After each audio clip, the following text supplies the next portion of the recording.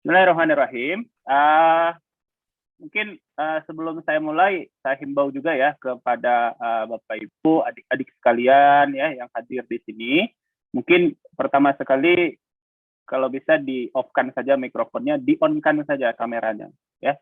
Jadi turn off your microphone ya kan, and microphone and turn on your camera throughout the session ya. Jadi kalau bisa jangan ngeklik apapun ya. Jadi tidak mengganggu jalannya presentasi nantinya ya kan. Jadi session will be recorded as well ya kan. Jadi kita berharap kerjasama dari Bapak Ibu sekalian ya, sehingga kelancaran acara ini berlangsung lancar sampai akhir nanti insya Allah. Amin. Baik, Bismillahirrahmanirrahim. Assalamualaikum warahmatullahi wabarakatuh. Good morning, ladies and gentlemen. Yeah, our praise to Allah Subhanahu Wa Taala. Ya kan, we can meet virtually here in our event related to the Education USA Festival. Ya, jadi bagi teman-teman yang ngebet banget nih, pengen ke Amerika, ya kan. Jadi this is your time ya.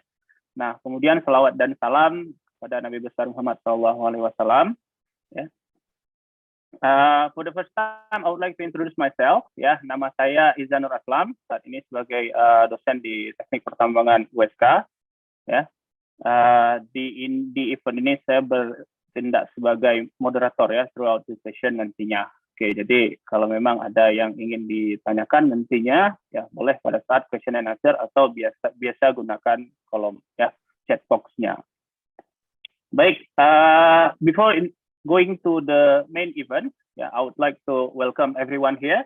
Ya, ini lintas benua nih ya. Jadi lintas benua, ada yang di Indonesia, ada yang di US ya, beda waktu ya. Di sini pagi cerah ya, di sana sudah malam mungkin baru siap taraweh mungkin jam 10-an ya, kalau nggak salah di Amerika. So I would like to thank and really appreciate the effort from all the presenters from US at the moment. Jadi mereka jam 10 malam loh nih ngisi presentasinya. Jadi kalau tidak dimanfaatkan ilmunya nih, aduh kasihan banget nih, ya, kasihan banget. Ya, I would like to first my honor to Dr. Mursalin Afan, Chairman of Office of International Affairs, Universitas Syakuala. In this moment is represented by Dr. Mailizar as the coordinator for the promotion of international mobility. My honors to all the presenters. Kak Yeni, Bang Baikuni, Kak Lala, dan Arik yang akan share nanti tentang studi in US. Kemudian penghormatan saya juga kepada pimpinan Education USA Aceh, Kak Lilis Wadah. Kemudian penghormatan saya kepada perwakilan atau mungkin tim dari Diaspora Aceh Global yang menjadi sponsor ya, mungkin organizer bersama ya, bersama dengan OIA dan Education USA untuk acara ini. Oke, jadi this event ya is a series of event. Jadi ada tiga event ya, termasuk event ini. Ada 2 event nanti di 2 hari ke depan, ya kan. Semuanya diorganize sama OIA USK, kemudian Education USA dan DAG ya, DAG Diaspora Aceh Global. Ya, jadi pastinya ini topiknya luar biasa enak. Hari ini kita ngomong mungkin bagaimana kita studi, besok kita ngomong bagaimana Ramadan di sana ya. Balik-balik waktu ya itu atau mungkin waktunya lebih sedikit ya, puasanya lebih sedikit atau puasanya lebih panjang, saya nggak tahu sekarang gimana nih di sana ya. Nah, before proceeding to the presentation, now let us first hear the opening remarks which is going to be delivered by the Chairman of Office of International Affairs Universitas Syakuala. In this moment will be represented by the Coordinator for Promotion and International Mobility, to Dr. Mailizar. Time is yours, sir. Oke, terima kasih Izan. Bismillahirrahmanirrahim. Assalamualaikum warahmatullahi wabarakatuh. Selamat pagi atau selamat malam ya bagi yang di USA. Pertama puji dan syukur pada Allah Subhanahu Wa Taala yang memberikan kita kesempatan bertemu pada hari ini. Salawat dan salam kepada Rasulullah Shallallahu Alaihi Wasallam. Yang kami hormati, pertama para speaker yang empat-empatnya sudah berhadir pada hari ini. Terima kasih atas waktunya ya. Jadi seperti Izan bilang tadi, ini usahanya berat ya. Jadi malam jam 10 malam mungkin baru selesai tarawih atau belum tarawih. Kemudian yang kami hormati Bu Lilis dari Education USA, dan juga teman-teman Aceh Global.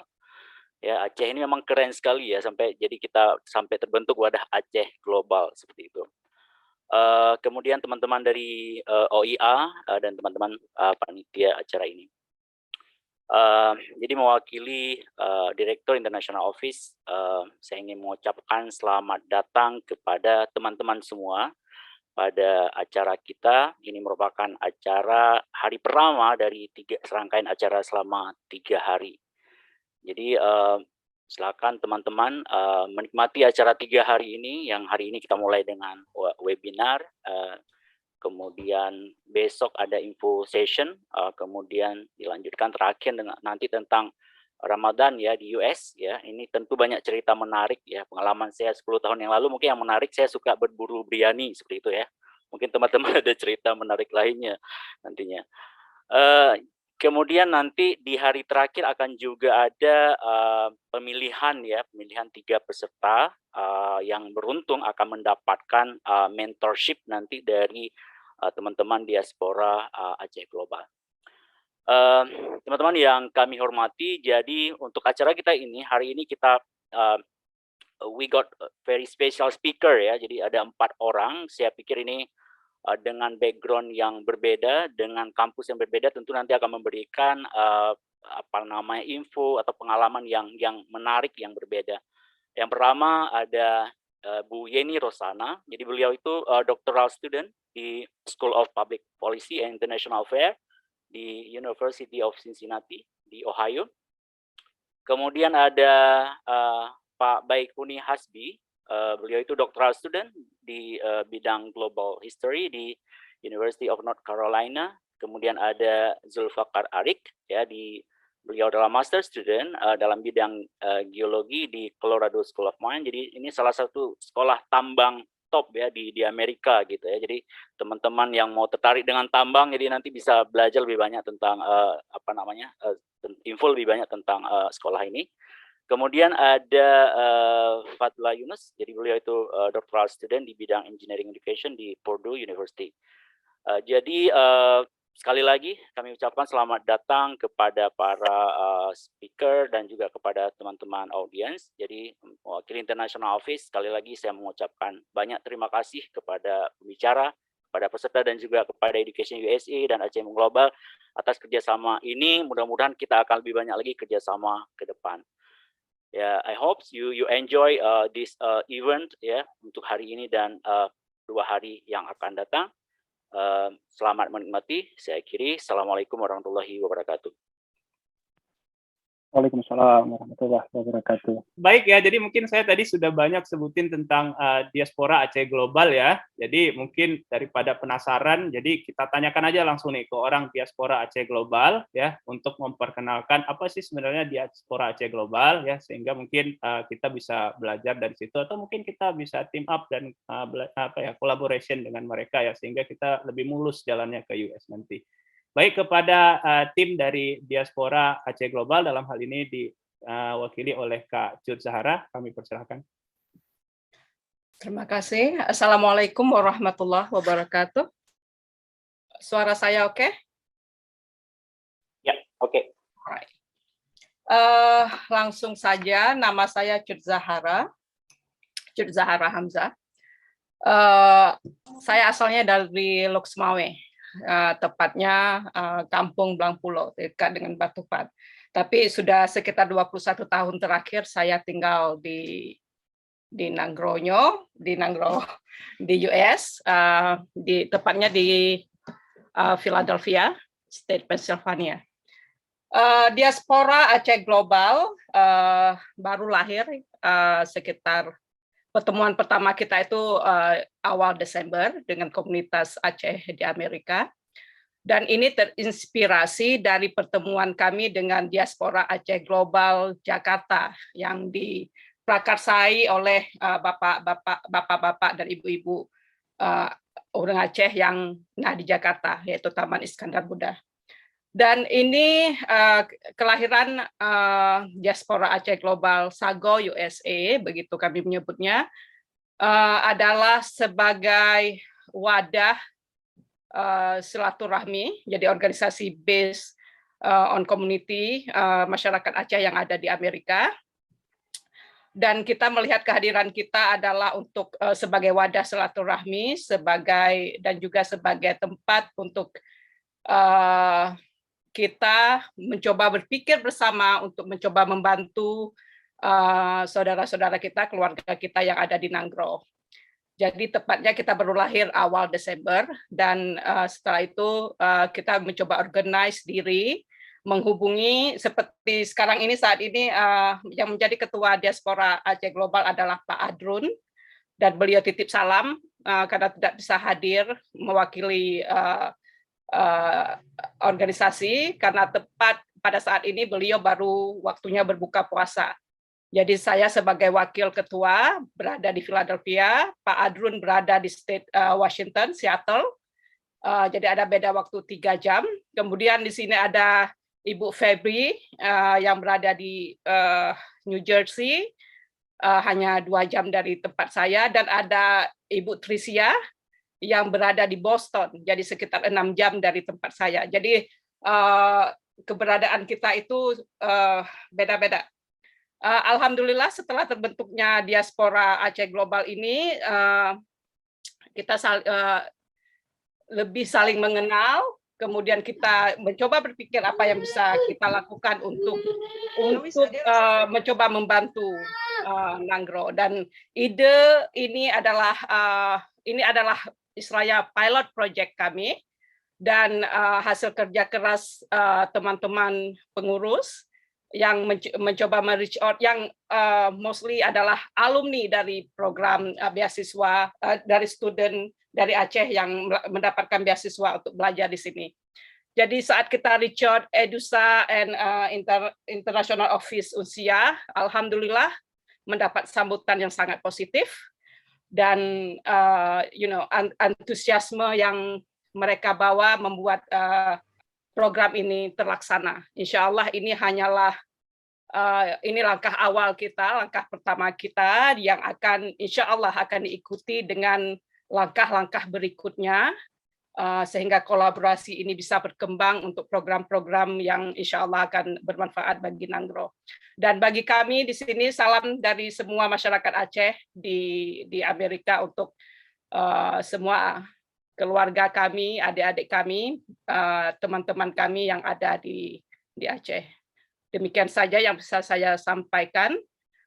Sedikit. Jadi jelas salah satu misi utama kehadiran kita adalah untuk memfasilitasi kolaborasi antara masyarakat Aceh di US dengan masyarakat Aceh yang ada di Aceh dan Indonesia. Jadi itu yang yang menjadi motivasi utama kita mengapa kita ada.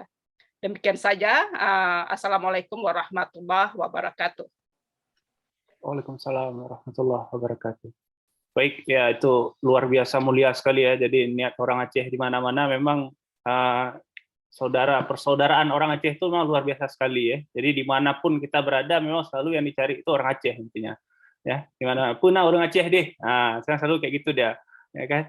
Jadi karena memang masuk kita nanti, kita tuh agak-agak susah sedikit kadang kalau baru-baru kan, nggak tahu kita celingak-celinguk dan sebagainya kan. Kalau kita ada saudara sekampung ya, itu akan lebih mudah. Insyaallah. Jadi mungkin sedikit bisa saya tambahkan hanya untuk gambaran. Mayoritas masyarakat Aceh di sini ada di Pennsylvania, state saya, tapi beda kota, yaitu kota Harrisburg. Jadi di sini kita menyebutnya Takun Kampung Aceh karena memang ada sekitar mungkin ya kita mencoba menjaga adat istiadat dan celebrate Maulid, Id bersama halal bihalal sekalian dan ya yang sejenisnya. Kemudian ada di kota saya tinggal Philadelphia mungkin ada sekitar 15 family. Di New York juga kita punya komunitas Aceh yang sebelumnya juga sudah mencoba mengorganize diri. Mungkin teman-teman juga sudah pernah mendengar, yang seangkatan saya mendengar adanya International Forum for Aceh, Itu sepertinya. yang organisasi yang bergerak untuk mengkampanyekan masalah Aceh untuk dunia internasional. Kemudian ada beberapa lembaga Aceh lainnya yang lahir setelah itu. Dan ini DAK Diaspora Aceh bukan satu-satunya dan bukan pertama kalinya masyarakat Aceh mencoba mengorganisasi diri untuk untuk mencoba membantu masyarakat Aceh. Jadi menyena yang keno insyaallah nakamo yang akan welcoming kalian untuk semampu kami. Insyaallah. Baik, alhamdulillah, insyaallah luar biasa sekali ya. Saya dulu di Kanada gitu juga, jadi nggak ngeh kita ada orang Aceh ternyata banyak di Kanada, ternyata begitu sampai luar biasa sekali. Kayak memang kita nggak usah pulang juga nggak apa-apa gitu ya. Jadi ini pasti misinya sama nih ya. Ya, baik, alhamdulillah. Terima kasih kepada Bu Cut Zahara ya. Saya panggil Kak aja lah mungkin ya, Kak Cut. Kita masuk ke sesi selanjutnya, tapi mungkin ini kita bisa on-kan kamera dulu kali ya, semuanya ya, untuk kita foto bersama ya. Jadi momennya ini langka nih, ya kan? Ya, lintas benua, jadi mungkin kepada para peserta, mungkin Bapak Ibu, ya, adik-adik, abang-abang, kakak-kakak bisa on-kan kameranya, ini bisa sampai ke US juga fotonya. Ya kan? Oke, boleh di-on-kan kameranya. Mungkin Kak Rahmi boleh ready? Oke, kami hitung ya. Oke, bentar ya. Oke, ini belum semua nih. Ya kan? Kak, Kita terus. ada 47 orang udah nih di sini nih, rame nih. Ya kan? Oke, berikan senyum Ramadan terbaiknya. Ya, kita hitung ya. Oke, baik ya. Kita mulai. 1, 2, 3.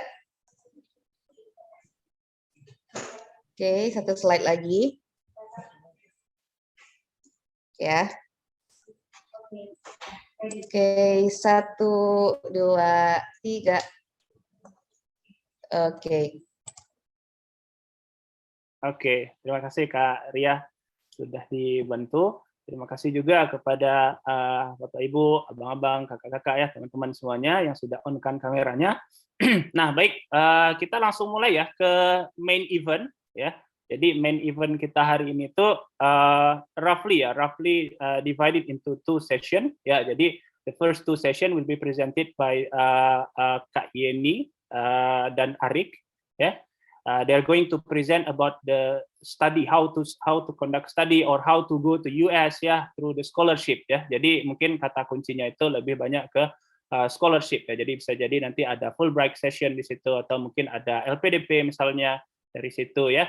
Nah, kemudian 2 presenter selanjutnya, yakni Kak Fadla sama Bang Baikuni, itu mostly they're going to talk about assistantship ya. Jadi mungkin bagaimana kita mendapatkan funding dari sisi mengajar misalnya atau research assistant ya. Jadi ada banyak sebenarnya opsi-opsi funding yang bisa kita dapatkan ya, sehingga memudahkan studi kita di sana ya. Jadi each presenter is going to present their slide for like 10 minutes roughly, yeah, and around 10 a.m. mostly ya, we'll itu juga and 10 p.m. mungkin 10:15 something like that ya.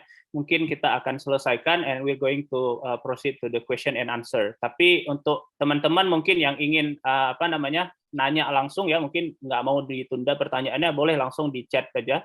Ya, nanti kita akan collect atau mungkin nanti mau open mic ya pada saat Q&A juga dipersilahkan ya.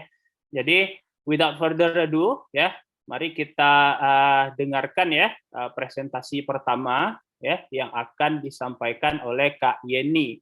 Namun saya bacakan dulu nih, mungkin ada peserta yang baru hadir tadi. Nah, mungkin ada yang belum kenal sama Kak Yeni ya. Jadi Kak Yeni ini adalah PhD student ya, doctoral student in School of Public and International Affairs, University of Cincinnati, Ohio. Ya, beliau ya lulusan juga Master of International Community Development ya dari Melbourne, Australia dulu. Jadi udah nih panjang nih perjalanannya ya. Ya, tapi nih yang anehnya sedikit nih, beliau ternyata lulusan Teknik Mesin USK nih ya. Jadi nyebrangnya jauh nih ya. Jadi ini challenging sekali ya. Bagaimana dari Teknik Mesin bisa pindah ke psikologi ya, community development, kemudian nanti pindah lagi ke School of Public International Affairs. Jadi itu mungkin kalau di beasiswa tuh agak tricky tuh biasanya ngejelasinnya kan. Nah, itu mungkin nanti bisa ditanyakan langsung atau mungkin Kak Yeni akan sampaikan ya. Ya, beliau adalah penerima beasiswa Fulbright ya, kemudian graduate assistant scholarship ya. Kemudian beliau juga dapat dulu sebutnya ADS, Australia Development Scholarship. Oke, tanpa memperpanjang ya perkenalan, langsung saja kita persilahkan kepada Kak Yeni untuk menyampaikan materinya sekitar 10 menit. Pada Kak Yeni, kami persilahkan Kak. Oke, terima kasih Izan. Oke, saya langsung share screen ya. Hai. Ininya bentar, orangnya nggak kelihatan lagi nih. Nggak apa ya. Bentar ya, saya biar bisa lihat orangnya dulu.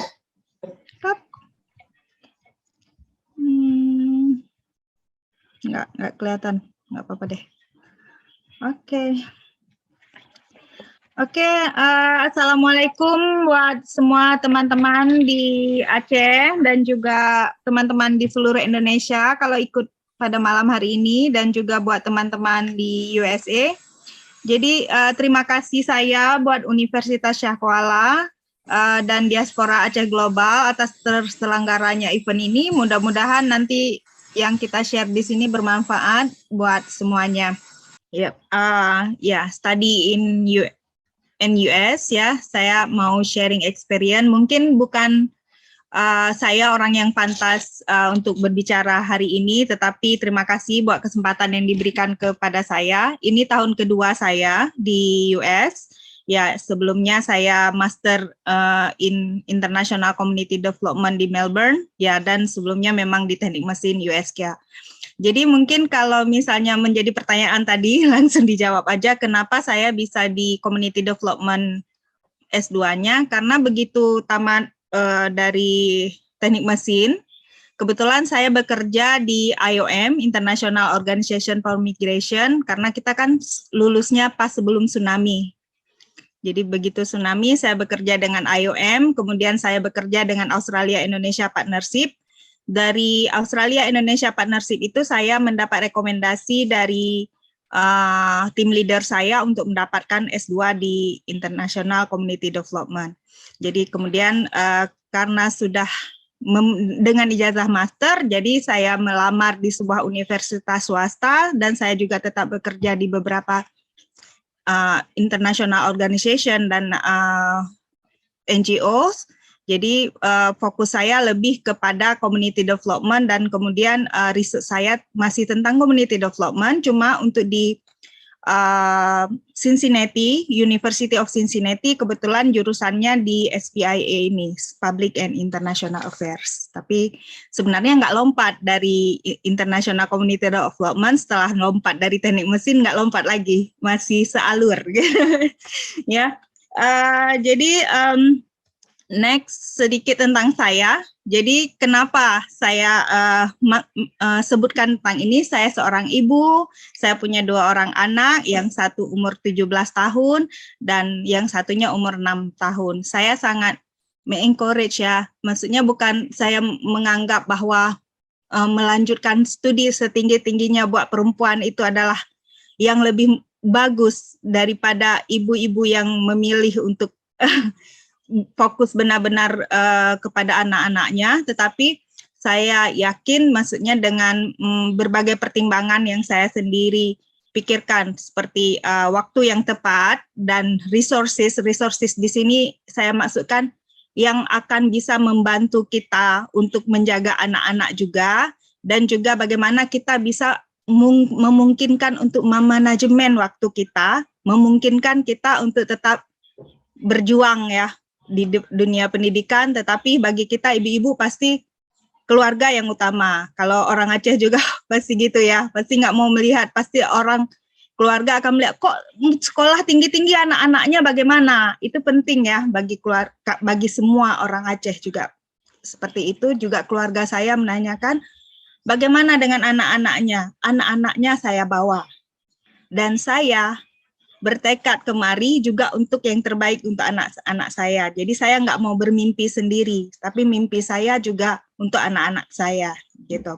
Jadi anak yang pertama saya 17 tahun, sekarang kelas 2 SMA. Alhamdulillah karena dia dulu sempat di Modal Bangsa juga 1 tahun, habis itu saya pindahkan kemari. Jadi kalau di sekolah sebelumnya itu dia kan ada mata pelajaran bahasa Cina, bahasa Arab, itu semua dianggap sebagai ekstrakurikuler di sini. Jadi GPA dia menurut sekolah dia sekarang extraordinary karena 4,6 GPA-nya. Karena dari waktu di Aceh banyaknya di Modal Bangsa pelajaran-pelajaran memang yang menjadi ekstrakurikuler seperti bahasa itu dianggap di sini sebagai pelajaran tambahan. Jadi dia mempunyai GPA sekarang 4,6. Jadi dia sudah mendapatkan kesempatan untuk mengambil beberapa mata kuliah yang langsung di universitas. Jadi ya itu sharing dikit ya, living in the US. Maksudnya what make me saya really want to bring my kids here tuh, mungkin itu. Ya ini fotonya mereka, ini yang pertama dan ini adiknya. Oke. Kemudian why in the US ya. Jadi ini mungkin pada tahu ya, kalau lihat tempat ini pasti tahu tempatnya di mana. Tahu nggak? Tahu ya? Ule Kareng. Tolong, benar sekali. Ya, ini supervisor S2 saya. Beliau baru berpulang seminggu yang lalu. Saya masih sangat mengenang beliau, jadi saya ini kan untuk malam ini untuk beliau juga. Jadi ini foto ketika beliau mengunjungi Aceh. Jadi dengan pekerjaan dia yang lain, setelah saya lulus, beliau mengunjungi Aceh. Saya ajak ke Solong, makan timpan. Saya ajak minum kopi Solong dan beliau senang sekali. Jadi ketika saya berencana S3 itu, anak saya yang kedua sudah 5 tahun, saya pikir ini udah bisa masuk sekolah kalau melanjutkan sekolah. Kalau saya melanjutkan sekolah, anak saya yang kecil itu sudah akan melanjutkan sekolah. Jadi begitu itu saya melamar lagi dengan AAS. Jadi pasti ya, mungkin teman-teman yang lain yang pernah S2 di Australia juga pasti pas mau S3-nya kepikirannya cuma Australia. Yang pernah ke Kanada mungkin S3-nya pinginnya balik ke Kanada. Biasanya seperti itu. Jadi saya begitu, nggak pernah dalam terbersit saya tuh apply-nya Fulbright. Yang saya pikir cuma kembali meng-apply AAS. Cuma saya belum lulus, jadi saya infokan ke beliau, Pak, saya belum lulus lah, istilahnya seperti itu, namanya Richard Chowhall. Pak, saya belum lulus, langsung disemangatin sama dia, kamu kenapa nggak apply Fulbright, katanya gitu. Jadi waktu beliau bilang apply Fulbright, saya belum begitu tertarik gitu, belum begitu tertarik. Yang dalam pikiran saya mau ke AAS lagi, mau ke Australia lagi gitu. Tetapi pada tahun itu, oh ya udahlah, ini saatnya saya udah 40-an tahun nih, jadi harus segera berangkat nih, kalau enggak makin ini kan terlalu. Saya apply, alhamdulillah sekali apply tembus. Jadi saya berangkat ke Fulbright, mungkin dari doa orang tua juga, dari doa beliau juga, semangat dari beliau juga. Jadi ini foto yang kedua. Ini foto ketika saya dalam pesawat, saya klik pas berangkat transit di Jepang itu subuh gitu. Saya baru sholat subuh di bandara, baru sebentar naik itu udah gelap malam. Itu spesial banget bagi saya. Saya tanya ke kawan, kita nih sampai ini sholat Isya ya? Karena baru sholat subuh langsung sholat Isya ya. Rasanya luar biasa gitu. Karena waktu ke Melbourne kan nggak jauh banget kan. Berubah waktunya 4 jam gitu. Ini memang 12 jam. Rasanya pas begitu lihat perubahan dari gelap siang ke malam itu sesuatu yang luar biasa. Jadi ini kembali mengingatkan saya, oh saya sejauh ini saya pergi. Jadi waktu dulu mau S1, saya pingin banget. Saya juga lulusan Modal Bangsa, jadi angkatan ketiga. Jadi begitu lulus itu pada kawan-kawan pada ke Jawa. Saya pingin ke Jawa, jadi ibu saya bilang, S1-nya di Aceh aja, nanti S2, S3 ke luar negeri pun, kemana pun boleh, katanya. Rupanya ini mungkin yang diucapkan ibu saya bisa berangkat sampai kemari. Jadi, yang foto yang ketika ini yang saya sangat sarankan kepada teman-teman semua. Jadi, sebelum apply beasiswa Fulbright itu memang di dalam aplikasi beasiswa Fulbright itu berbeda dengan ADS. ADS mengharuskan kita mempunyai supervisor yang sudah bersedia untuk menjadi supervisor kita. Tetapi kalau Fulbright enggak, kita boleh isi berapa banyak kita komunikasi dengan supervisor kita. Jadi kita boleh isi, boleh enggak gitu. Tapi saya sangat menyarankan diisi gitu. Jadi waktu saya tuh cari-cari kan supervisor ya. Ini supervisor yang di University of Cincinnati. Ini yang membuat saya memilih University of Cincinnati. Jadi begitu saya menghubungi beliau, Dr. Jenkins ini, balasannya sangat, bagaimana ya, saya bilang sangat semangat gitu. Dia langsung kirimkan, misalnya memperbaiki proposal saya, ditambahin lagi, ya ini kamu baca ini, oh ini mantap sekali supervisornya gitu kan. Jadi biarpun saya sudah berkomunikasi dengan beberapa, ini yang saya pegang gitu. Ketika saya wawancara, ditanya, saya nggak menyebutkan di dalam brosur form saya untuk mengapply beasiswa itu berapa banyak yang saya sudah hubungi. Tapi saya sebutkan satu aja, beliau saja. Tapi intens. Jadi kayak benar-benar ini supervisor ini tertarik sama kita. Ini buat yang S3 ya. Kalau yang S2 mungkin kasusnya berbeda. Jadi Dr. Jenkins ini intens memberitahu, misalnya memberikan informasi-informasi, dan emailnya saya print. Saya bawa ketika wawancara. Saya perlihatkan kepada yang mewawancara. Jadi kan menunjukkan kalau kita memang supervisor kita aja menganggap kita gitu. Supervisor kita itu benar-benar tertarik untuk jadi supervisor kita. Menurut saya itu poin yang sangat penting buat teman-teman nanti yang mau apply. Ambil salah satu supervisor yang benar-benar tertarik sama kita gitu. Nggak usah cerita, oh saya udah hubungi 10 orang. Itu menurut saya ya. Saya udah hubungi 10 orang suka gitu kan. Mungkin lain dengan satu yang intens gitu. Jadi itu yang pertama saya, gimana Isan? Mungkin bisa dipercepat ya, mungkin waktunya juga cepat ya. Oke, waktunya ini ya. 1-2 menitan lagi Bu ya. Nah. 1-2 menitan lagi. Oke. Apa ya yang duluan? Oke. Jadi itu saya menyebutkan nomor 1. Jadi mendapatkan supervisor untuk memasukkan ke aplikasi dokumen. Jadi halaman keduanya mungkin nggak perlu, ini aja ya. Kalau halaman kedua nanti dilanjutkan oleh Arik mungkin. Jadi aplikasi untuk beasiswa aplikasinya, dan kemudian interviewnya sudah, kemudian memilih universitasnya juga sudah ya tadi ya. Jadi kemudian ya saya berangkat during COVID, jadi mungkin nanti bukan jadi masalah lagi. Dan finding apartemen, perlu nggak ya? Mungkin nanti kalau ada yang bertanya aja ya. Oke.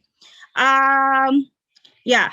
Kenapa saya memilih University of Cincinnati? Karena saya memang memilih 5 universitas, selain saya dapat supervisor yang sangat support saya, juga dari universitasnya saya diberikan tuition 100% free, jadi tuitionnya ditanggung sama universitas. Selain stipend, saya juga mendapatkan di lain yang stipend ya, maksudnya karena kita S3 tetap bisa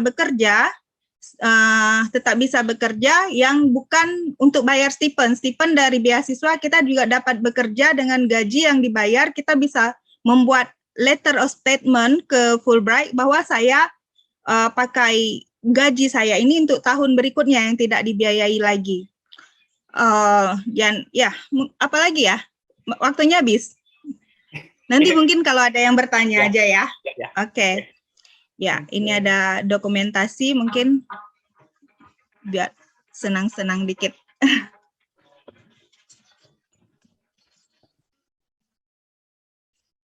Ya.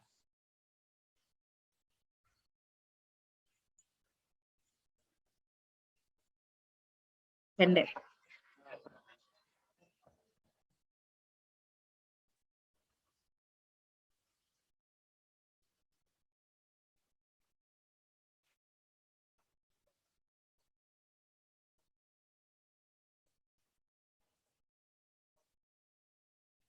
Terima kasih. Lebih kurangnya. Oke, terima kasih. Sama-sama Kak Yani, terima kasih, luar biasa sekali presentasinya nih, PhD Mom ya istilahnya ya. PhD Mom ini strugglingnya ini sebenarnya luar biasa sekali nih ya. Jadi di luar negeri budaya berbeda ya. Jadi banyak sekali sebenarnya yang bisa digali dari seorang Kak Yani ya. Jadi nanti boleh di-keep dulu pertanyaannya ya, atau boleh cicil ya di chat box, silahkan bagi yang ingin bertanya langsung ke Kak Yani tadi ya, highlight-nya tadi sudah banyak sekali. Nah, kemudian yang sekarang we're going to proceed for the second presenter ya. Kalau tadi mungkin Kak Yani talk more about doctoral study ya, yang ini kita akan more discussing about master study ya. Jadi akan disampaikan oleh Zulfakar Arik ya. Jadi Arik ini adalah student of Colorado School of Mines ya, di bidang geologi ya. Beliau menamatkan studinya ini dari Malaysia juga gitu ya. Jadi dari University of Technology Petronas, jurusannya Petroleum Geoscience. Tadi mungkin ada yang dari Kuwait itu, Kuwait Field ya, dia nyebutin Kuwait Field, jadi mungkin orang minyak itu udah tahu lah ya. Jadi dia tadi ada yang dari Kuwait juga, pesertanya luar biasa sekali ya. Nah, beliau banyak nih bekerja ya. Jadi kerjanya dari di Savannah ya, ini mungkin di US, kemudian ada Catmon Exploration ya, ini di US juga mungkin ya. Kemudian di Pertamina Hulu Energy juga pernah sebagai Exploration Geoscientist, kemudian Medco Energy sebagai Well Site Geologist Intern ya. Jadi tanpa memperpanjang ya, kita persilahkan Arik. Time is yours, Arik.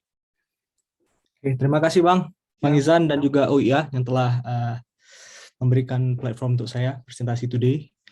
Oke, jadi nama saya Zulfakar Arik. Saya sekarang berkuliah di Colorado School of Mines. Dan kelebihan kuliah di Colorado School of Mines atau USA, kita bisa mengambil minor degree. Saya memang major geology, tapi kita bisa mendirect, ada punya hobi dan juga keinginan. Makanya saya mengambil minor di Mineral dan Energy Economics. Sebelumnya, setelah kayak Bang Izan bilang, pengalaman di oil and gas, dan salah satu motivasi saya untuk melanjutkan studi juga berkaitan dengan bidang yang sama. Ya, bicara tentang motivasi, sebenarnya ini sangat krusial, apalagi ketika apply universitas, baik itu dari scholarship dan juga ke kampusnya sendiri. Jadi yang pertama itu adalah pertanyaan sebenarnya, kenapa sih mau nyambung untuk S2 gitu. Jadi saya simpel aja sebenarnya, Aceh kaya akan sumber daya alam, dan Otsus habis tahun 2027. Sebagai anak muda Aceh, gimana kita melihat masa depan ini? Dan untuk mengejar ketinggalan saya rasa sangat sulit, karena saya tidak punya pengalaman, saya baru tamat, dan ketika di sini posisi orang lain sudah pengalaman 10-20 tahun, dan di sini diperlukannya akselerasi. Makanya saya rasa salah satu caranya adalah continue study keluar, dan ini dengan studi di Colorado School of Mines. Kenapa Colorado School of Mines? Dari beberapa tahun sebelumnya, kita lihat dari 2016, Colorado School of Mines selalu peringkat 1 di bagian Mineral and Mining. Jadi di sini saya pilih, memang saya oil and gas, tapi saya kenapa ambil di sekolah yang related to Mineral and Mining? Karena saya ingin mendapatkan presence dan bertemu orang-orang yang memiliki expertise di bidang yang lain, karena saya suka belajar secara generalis. Dan saya percaya ketika kita memilih kampus-kampus terbaik, kita juga akan mendapatkan kesempatan untuk bertemu juga dengan orang-orang yang memiliki pemikiran yang sama.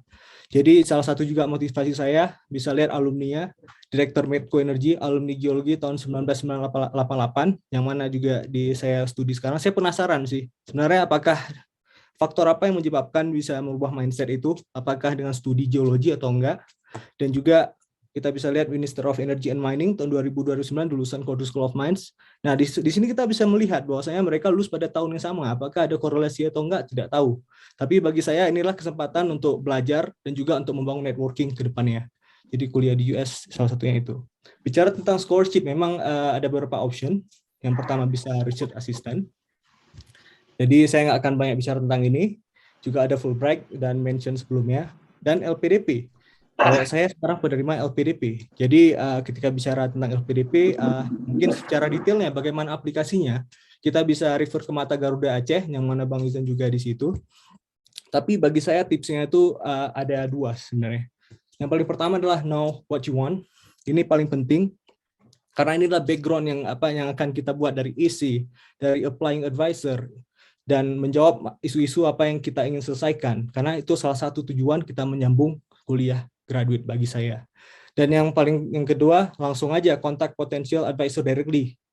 Seperti kayak sebelumnya dijelaskan, ini sangat berpengaruh, apalagi ketika interview. Jadi waktu interview saya sedikit cerita pengalaman saya mencoba mendapatkan leverage. Pada saat interview itu saya belum mendapatkan offer, tapi di situ saya sudah kontak kedua belah pihak, pihak advisor dan juga pihak LPDP. Jadi sama advisor saya bilang pertama, saya akan diterima LPDP, tapi asalkan Bapak setujui saya sebagai muridnya. Dan dia bilang, oke, saya setujui kamu apabila kamu dapat beasiswa. Kita bawa aja ke interview, dan situ tergantung gimana justifikasi kita dan meyakinkan para interviewer untuk LPDP ataupun scholarship lain bahwasanya memang advisor itu tertarik pada kita, dan kalau pihak pemberi beasiswa memberikan kesempatan kepada kita, otomatis kita sudah pasti terima. Yang penting intinya adalah negosiasi pada advisor dan interviewer. Jadi kenapa di USA? Yang pertama, access to world-class facilities ini memang common, biasa orang bilang kan, tapi memang benar. Di sini kita di lab, kita banyak software dan juga banyak laboratories yang disupport sama companies. Jadi banyak company investasi di kampus, jadi ada research consortium, jadi kita bisa belajar sama mereka, kita bisa mendapatkan guideline yang bagus dan support yang bagus dari segi academic literature dan juga pengalaman. Yang kedua, academic plan flexibility. Kenapa flexibility? Karena kita di sini memang saya Master of Geology, tapi saya ketika ngomong ke advisor, saya inginnya tertarik di bidang risk, di bidang exploration economics, bagaimana mengubah suatu volume resources menjadi resources values in economical point of view. Jadi dikasih option, saya mengambil minor di mineral energy economics. Dan saya rasa, dan ketika mengambil pelajaran, di sini juga banyak option. Jadi nggak harus stick pada, harus misal di geologi harus belajar batuan ini saja, enggak, itu tergantung kita kemananya. Jadi flexibility important, dan kalau kita tahu kemana kita mau, dan ini merupakan opsi yang bagus. Yang kedua, networking opportunities. Ini sangat penting juga. Saya ada satu kelas, jadi kelas itu Business of Economic Geology. Jadi di kelas ini, dia ajarkan fundamental semua. Tapi yang paling penting adalah ketika di akhir semester, yang mana saya tuh harus pergi ke ini PDAC. Kalau Bang Izan mungkin tahu, PDAC di Kanada itu Conference International Mining. Jadi poin yang paling banyak adalah siapa yang paling banyak mendapatkan business card. Jadi it's all about networking. Jadi ketika di sana kita melihat perusahaan-perusahaan presentasi menjual tambang migas ataupun tambang minerals. Jadi di situ kita coba berinteraksi sebagai student dan melihat bagaimana untuk bertukar bisnis card, dan ini merupakan kelas yang terbaik, dan dosennya itu merupakan VP Exploration dari Newmont, salah satu perusahaan mining di US, dan itu salah satu advantage-nya juga. Yang kedua, yang keempat adalah OPT dan CPT. Ini adalah Optional Practical Training and Curriculum Practical Training Program. Yang berbeda adalah OPT setelah tamat, ini adalah autorisasi untuk bekerja di US.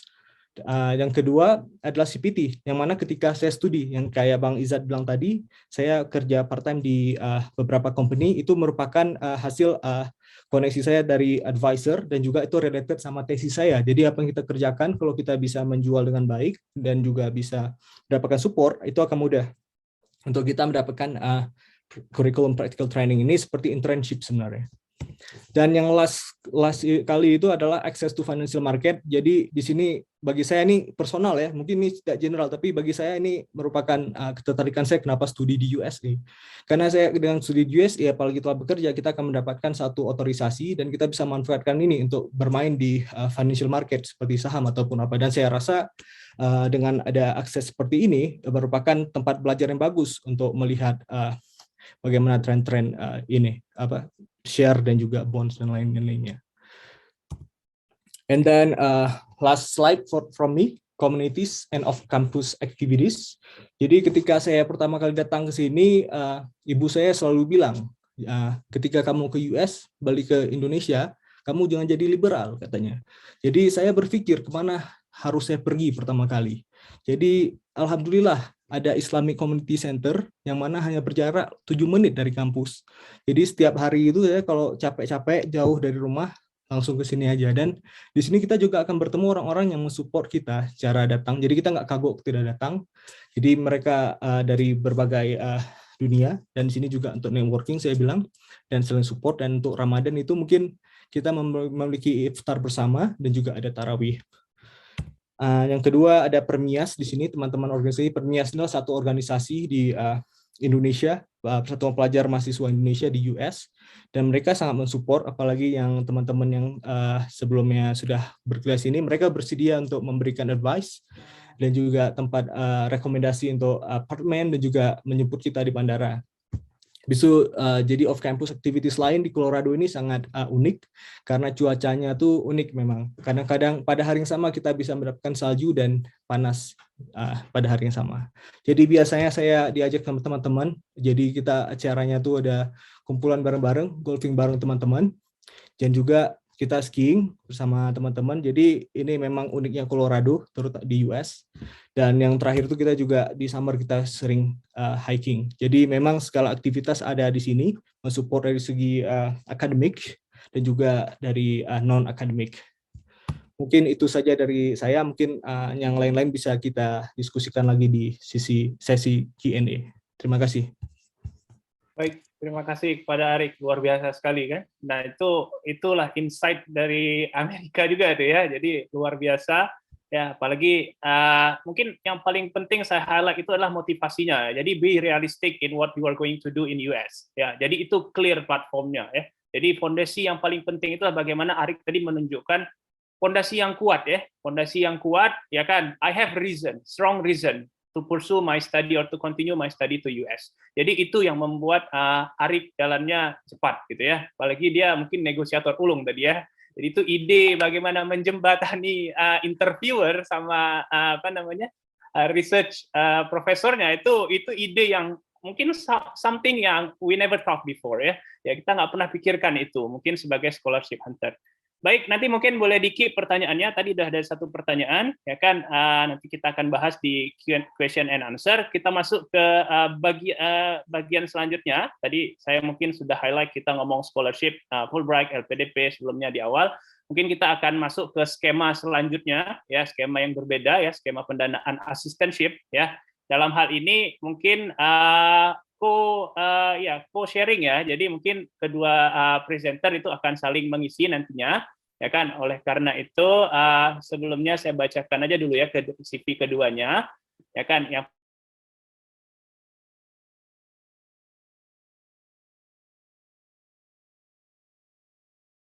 lulusan masternya itu di Hochschule Offenburg Jerman. Ya, kemudian lulusan dari Gunadarma University Jakarta, jurusannya ini adalah Informatic Engineering ya, kemudian Communication and Media Engineering, ya kan. Nah, beliau adalah dosen ya, dosen di UIN Araniri, ya kan. Kemudian beliau juga visiting lecturer di Serambi Mekah University, Universitas Serambi Mekah, ya kan. Kemudian juga pernah sebagai assistant manager ya, ini dari Bank Aceh. Ya, jadi mungkin yang spesialisasinya di IT nanti ya itu mungkin bisa komunikasi lebih banyak ke Kak Fadla. Kemudian dalam hal ini juga ada presenter yang terakhir, Bang Baikuni ya. Bang Baikuni ini sama ya, ini mungkin sama seperti Kak Lala juga ya. Jadi udah melalang buana kemana-mana. Tadi kalau Kak Lala itu ke Jerman, Bang Baikuni ini dia dari Turki ya, jadi master programnya dulunya dari Turki tentang History Department Ankara University, kemudian Bachelor of Art-nya atau S1-nya ya, S1-nya itu dari English Education and Pedagogy di UIN Araniri, jurusan bahasa Inggris, ya kan. Beliau dapat beasiswa ya dari Indonesian Ministry of Religious Affairs, ya ini mungkin mirip ya sama Kak Lala.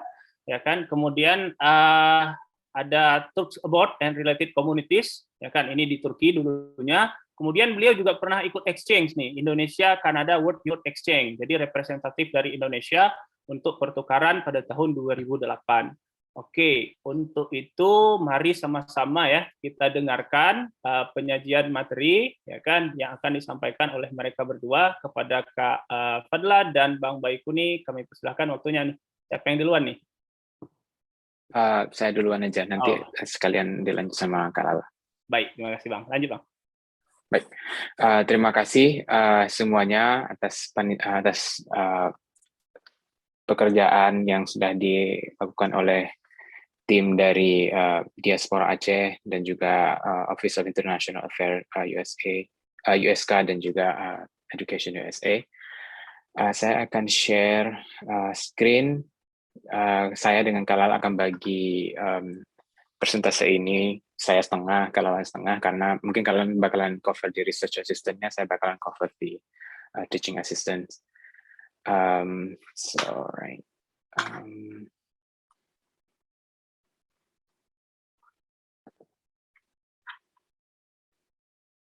Oke, ini nampak nggak screen-nya? Nampak ya? Right. Jadi saya dengan Kalala, kita sebenarnya sama-sama berangkat dengan beasiswa dari Kementerian Agama Indonesia. Saya berangkat tahun 2008, Kalala berangkat tahun 2021 tahun lalu ya. Sedangkan saat ini program beasiswa MORA atau 5.000 dokter ini sudah berakhir. Kepengurusannya sudah berakhir, jadi lagi sedang ada peralihan ke LPDP. Jadi saya nggak banyak bahas masalah itu, jadi saya bahas ke masalah assistantship saja yang sekarang sedang yang menjadi sponsor saya sekarang. Jadi tahun ini saya sudah habis. Sekarang saya dibantu oleh kampus saya untuk melanjutkan untuk menyelesaikan program disertasi saya. Okay, so what is graduate assistance? Lebih mudahnya, kalau misalnya mikirnya ini kayak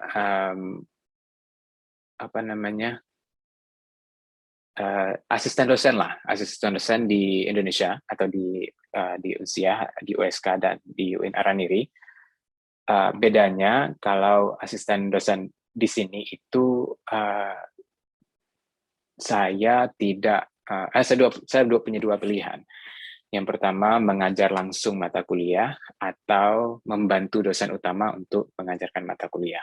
Itu dua modelnya. Dan asisten ini nanti akan berbeda modelnya di setiap departemen, berdasarkan departemen di dalam kampus, dan juga berbeda berdasarkan kampus yang berbeda juga.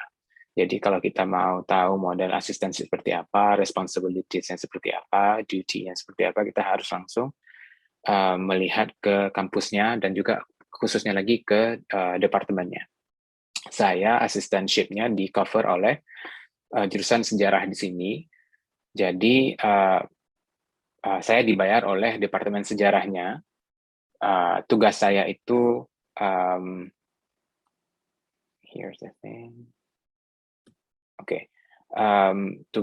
Saya akan ngomong tugasnya nanti. Hal-hal yang kalau kita mendapatkan assistantship ini itu bisa di awal semenjak kita mulai daftar. Jadi kita biasanya ada pilihan waktu kita mendaftar kampus, itu ada pilihan apakah akan finansialnya itu ditanggung oleh sponsor luar ataukah oleh kampus. Jadi kita punya pilihan. Saya dulu karena ditanggung oleh MORA, jadi saya nggak pilih kampus. Saya ditanggung oleh MORA. Nah, tahun keempat saya sudah habis, jadi saya milih ke assistantship-nya. Biasanya assistantship ini mengcover 6-7 tahun, mulai dari pertama masuk program PhD sampai akhir. Biasanya kampus saya mau mengcover sampai 7 tahun. Kemudian dibayar ada gajinya per bulan dibayar, juga tuition fee-nya ditanggung, jadi kita nggak perlu bayar tuition lagi. Kemudian juga ditanggung health insurance. Health insurance ini tapi hanya menanggung saya pribadi. Saya bawa keluarga ke sini, health insurance tidak mengcover keluarga saya. Jadi keluarga harus dari insurance yang lain.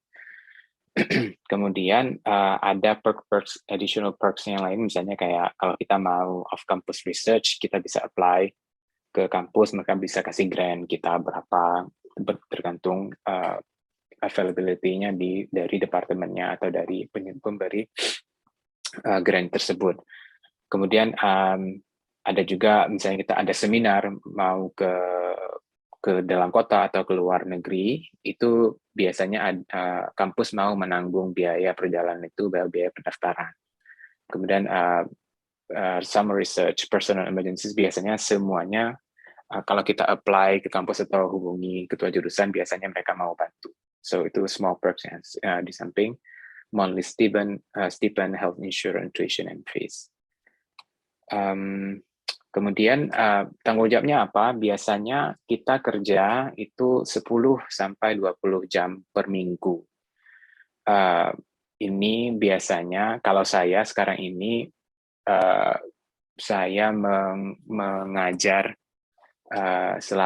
sebanyak 3 kelas. Saya mengajar 3 kelas, satu kelas sekitar 15-20 orang.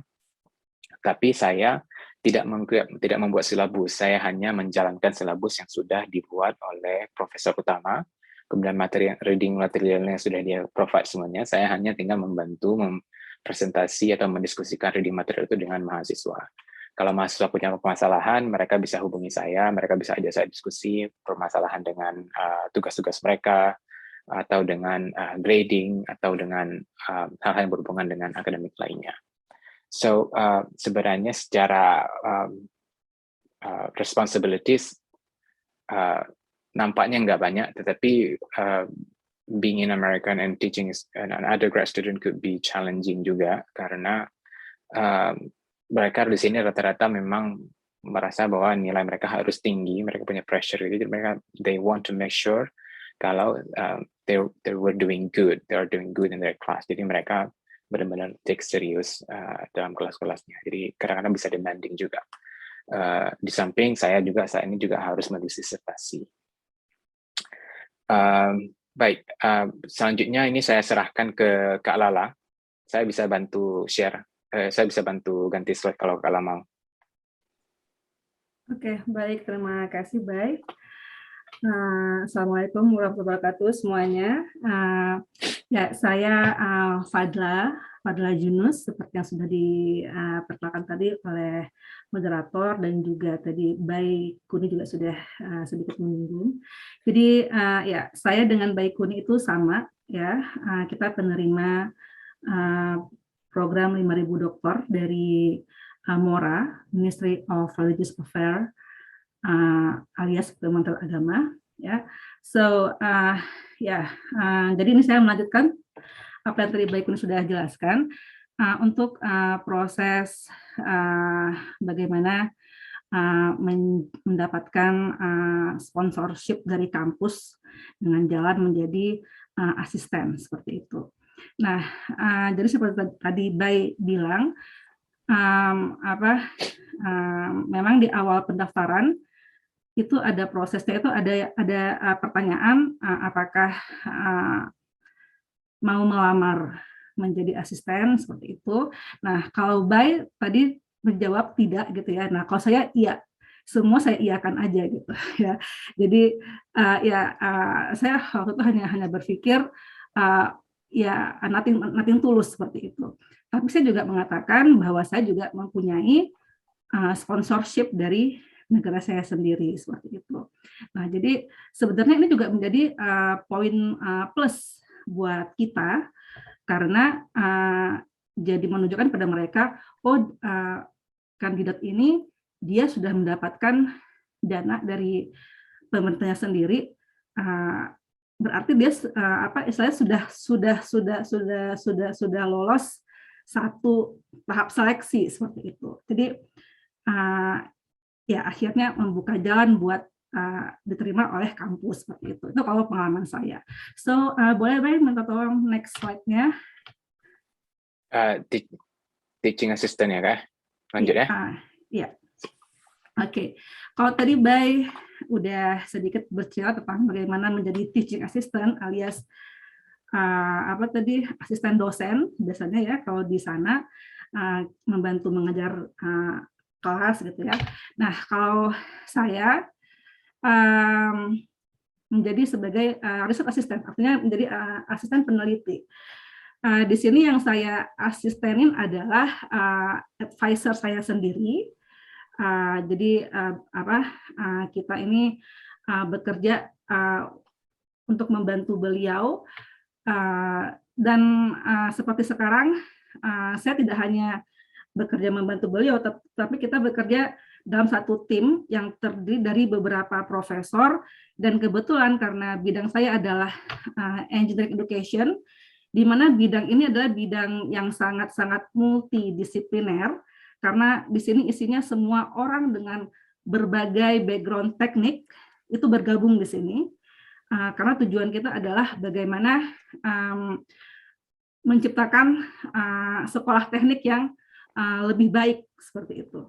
Ya, jadi semua orang dari semua pakar teknik yang berbeda-beda ada semua di sini, dari teknik kimia, pertambangan, informatika, sivil, mesin, semua bergabung di sini seperti itu. Nah, kalau untuk jam kerjanya, kalau untuk saya ini kasus di Purdue sendiri. Jadi buat yang nggak tahu tentang Purdue ya, Purdue itu adalah kampus di state Indiana. Mungkin kalau yang biasa dijual di sini sih orang yang pertama ke bulan, yaitu Neil Armstrong. Kita kuliah di situ, dan kebetulan kantor saya juga di Neil Armstrong Hall. Jadi di situ memang ada kayak patungnya Armstrong gitu. Tapi saya nggak masukin foto di sini ya, so no worries lah. Ya, jadi untuk menjadi seorang research assistant, kita itu ada komitmen waktu 10 sampai 20 jam per minggu. Jadi ini seperti part time ya. Jadi sebenarnya ini sangat-sangat mengajarkan kita bagaimana harus pintar-pintar memanage waktu. Kenapa? Karena kita di sini belajar dan bekerja seperti itu ya. Jadi apalagi mungkin kalau kayak saya posisinya juga sebagai seorang ibu gitu ya.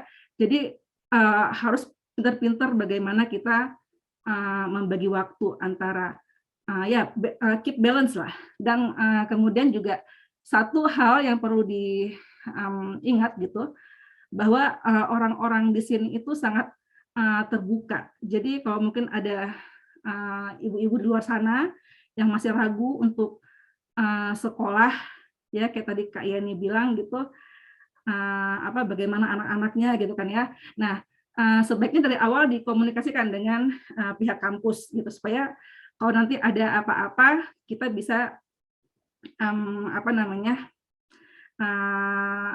enak lah iniannya gitu ya, jalan untuk bagi waktunya. Oke, so buat saya kalau jadi seorang ibu itu paling pas memang menjadi research assistantship. Kenapa? Karena tidak terikat dengan jadwal mengajar di kelas. Mungkin kalau seperti baik tadi jadi TA, itu kan sudah ada fix jadwal semesternya gitu ya, harus dari jam berapa sampai jam berapa. Tapi kalau dengan menjadi seorang RA, itu kita bisa bekerja itu fleksibel, sangat-sangat fleksibel gitu. So apa aja sih yang menjadi tanggung jawab seorang RA? Yang udah pasti kita akan membantu proyeknya si profesor kita gitu ya. Jadi di sini kita melakukan semua langkah-langkah yang biasa dilakukan di dalam research.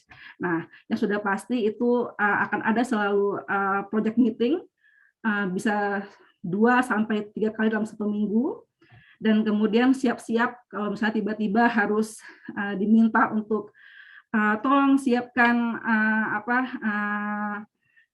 literatur review dengan tema ini gitu ya. Nah, itu kita harus siap-siap gitu. Jadi kita dengan dengan belajar juga di kelas gitu kan ya, tapi kemudian juga tiba-tiba dapat tugas tolong mereview literatur ini, tolong dianalisa data yang ini gitu ya. Nah, kita harus pintar-pintar membagi waktu, dan sudah pasti kalau menjadi seorang mahasiswa S3 gitu ya, sudah pasti harus siap-siap untuk lack of sleep ya, kurang tidur. Jadi kurang tidur, mata panda itu sudah hal yang biasa gitu ya. Jadi tidur 4 jam itu udah bagus banget gitu ya. Sudah alhamdulillah banget bisa tidur 4 jam kayak gitu ya. Nah, oke, lanjut. Jadi tadi ya attend weekly meetings, terus kita perform literature review. Nah ini untuk yang S3 ini sangat-sangat sejalan dengan keseharian kita gitu ya, karena dalam kelas pun kerjaan kita juga itu selalu perform literature review. Jadi ya kebayang aja dengan banyaknya literatur review yang harus kita baca ya. Jadi di kelas kita harus mereview yang diberikan oleh dosen di kelas, dan sebagai asisten kita juga harus mereview apa yang diminta oleh supervisor kita. Oke, nah tapi ini ada keuntungannya menjadi RE. Keuntungannya adalah kita nanti bisa berkolaborasi dengan tim profesor kita untuk kemudian kita nulis bareng alias co-authorship.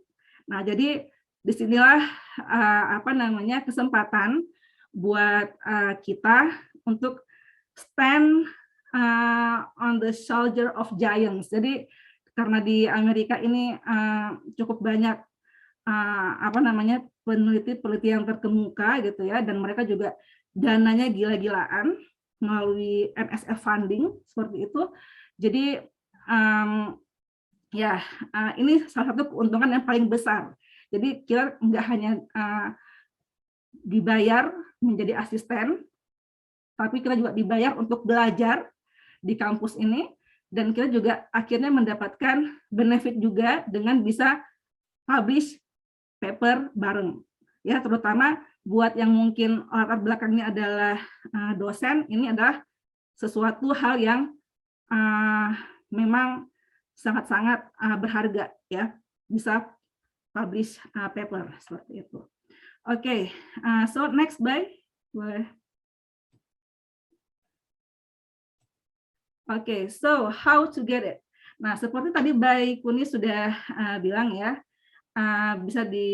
kita bisa mendaftarkan menjadi asisten itu di awal ketika mendaftar ke universitas ya. Nah, jadi di sini ada dua periode sih ya. Nanti mungkin Bay bisa menjelaskan yang keduanya karena Bay sudah lebih berpengalaman karena sudah di tahun akhir gitu ya. Nah, ini saya cerita lagi. Tadi sempat saya katakan bahwa ketika di awal, ketika mendaftar, ketika ada pertanyaan, apakah kamu mau mendaftar menjadi assistantship gitu kan ya, yain aja gitu ya. Nah, yain aja. Jadi seperti tadi saya bilang, kita nggak pernah tahu gitu kan ya. Jadi nothing to lose gitu. Apalagi kalau kita sudah dapat beasiswa gitu ya. Jadi tetap aja kita keep applying gitu ya. Dan juga pastinya kita bilang kepada kampusnya bahwa kita juga punya funding dari luar seperti itu. Nah, mungkin kalau untuk yang kedua nih, Bay, request when sponsor udah mau expired, mungkin Bay bisa jelasin dulu sebelum saya lanjut ke yang selanjutnya. Oke, Makasih Kak. Maunya Bay tahu dulu tips itu waktu Bay daftar dulu ya, mungkin udah Bay centeng aja ya PE-nya. Request when you sponsor is about itu misalnya kayak pengalaman saya tahun ketiga sudah, di sini istilahnya ABD, anything but dissertation, artinya sudah kandidat, bukan doctoral student lagi.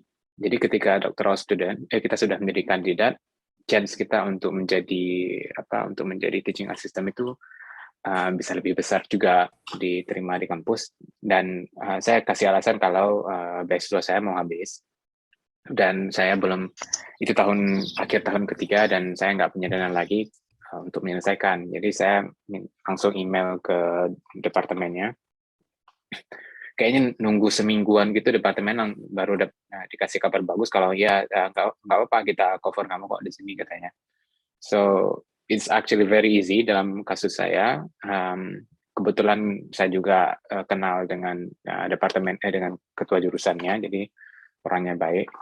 Dan profesor saya juga dekat dengan ketua jurusan. Saya ngomong profesor, saya ngomong ketua jurusan. So dua-duanya very supportive, and I don't know, I just got it in a way. Dan tiap semester itu direview kembali nanti. Lanjut Kak. Oke, mungkin next slide deh, baik. Ya, jadi sekali lagi ya, kayak tadi Bay bilang, memang komunikasi dengan advisor sama ketua jurusan itu sangat-sangat harus dijaga. Jadi kalau misalnya udah ada sedikit masalah tentang funding atau apa gitu ya, segera hubungin kedua orang itu supaya lancar studinya seperti itu. Oke, nah ini adalah set terakhir ya. Tadi udah dapat ini peringatan sedikit lagi waktunya. Oke, saya nggak akan berbicara panjang lebar tentang ini karena kalau kita kupas ini, ini bisa 3 SKS kuliahnya gitu ya. Oke, so apa aja sih yang harus dipersiapkan gitu kan ya. Nah ini sebenarnya kalau kayak saya, pengalaman saya karena saya mendaftar jadi asisten itu dari awal gitu ya. Jadi ini apa namanya, satu paket dengan aplikasi ketika saya mendaftarkan ke kampus seperti itu.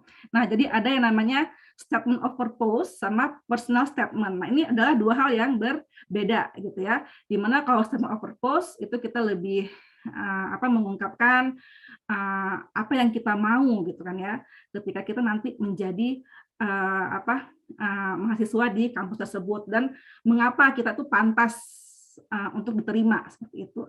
Nah, sedangkan personal statement itu lebih kepada seperti ini mirip-mirip juga, tapi agak ada sedikit perbedaan. Dia lebih kepada kayak pengalaman-pengalaman kita dulu tuh apa gitu, momen apa yang membuat kita itu menjadi kita yang sekarang seperti itu. Ya, jadi itu sekilas aja ya. Nanti mungkin ada sesi khusus setelah acara ini, mungkin nanti pihak OIA mau bikin acara selanjutnya gitu ya untuk kupas tuntas masalah statement-statement ini. So selanjutnya, nah ketika kita melamar menjadi RA ataupun TA gitu ya. Nah, dua hal yang berikutnya yaitu research statement dan teaching statement ini sangat-sangat penting. Seperti itu. Jadi ketika saya mendaftar, karena saya tadi di awal ya, jadi saya harus membuat kedua-dua ini. Gitu. Isinya apa aja? Nah, isi dari research statement adalah mengenai filosofi riset kita, kemudian mengenai pengalaman-pengalaman kita melakukan riset. Seperti itu. Ya. Jadi kita pernah dapat funding di mana, kemudian kita pernah publikasi apa gitu kan ya. Nah, semua kita tuliskan di sini. Seperti itu. Adapun untuk teaching statement itu lebih kepada bagaimana filosofi kita mengajar, ya, bagaimana kita memandang mahasiswa itu, kemudian bagaimana kita metode untuk transfer knowledge seperti apa, gitu ya, dan juga di sini kalau yang punya pengalaman menjadi asisten dosen, gitu kan ya, nah itu juga bisa dituliskan dalam teaching statement. Nah, selanjutnya ada yang namanya resume ataupun CV. Nah, ini juga dua hal yang berbeda. Jadi, harap pastikan yang diminta itu apa. Ya, apakah resume, apakah CV, seperti itu. Dan biasanya, kampus itu menyediakan resource untuk bagaimana menulis resume ataupun menulis CV.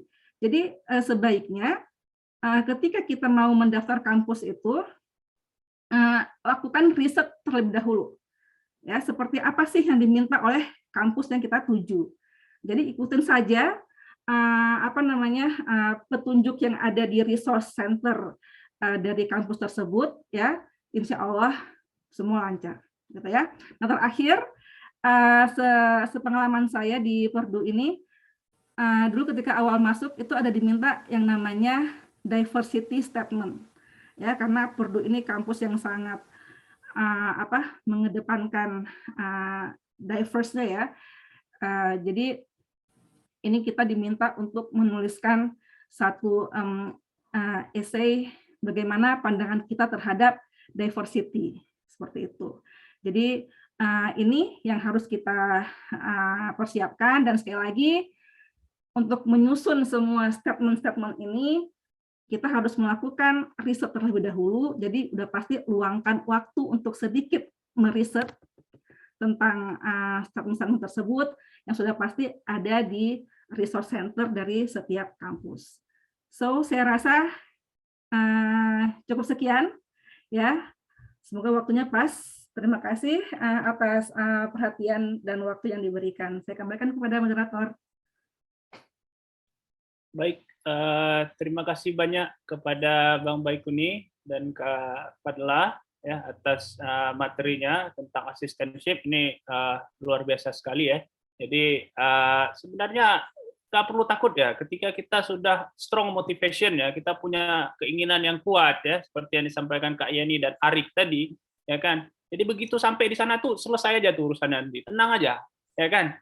Kita serahkan urusannya kepada Allah ya selesai deh semua insya Allah kayak gitu ya. Jadi masalah rezeki juga nggak usah khawatir, ada banyak opsi-opsinya ya. Jadi yang penting niat kuat, punya punya arah yang tepat gitu kan. Nah itu tinggal kita menjaga motivasi kita itu saja. Itu aja sebenarnya jadi kunci. Jadi luar biasa sekali ya penjelasan dari seluruh presenternya. Ya saya pikir banyak sekali hal-hal yang mungkin kita belum tahu yang kita bisa gali ya. Nah, untuk itu kita masuk ke sesi question and answer ya. Jadi di chat tadi sudah ada 2 pertanyaan nih, ya kan?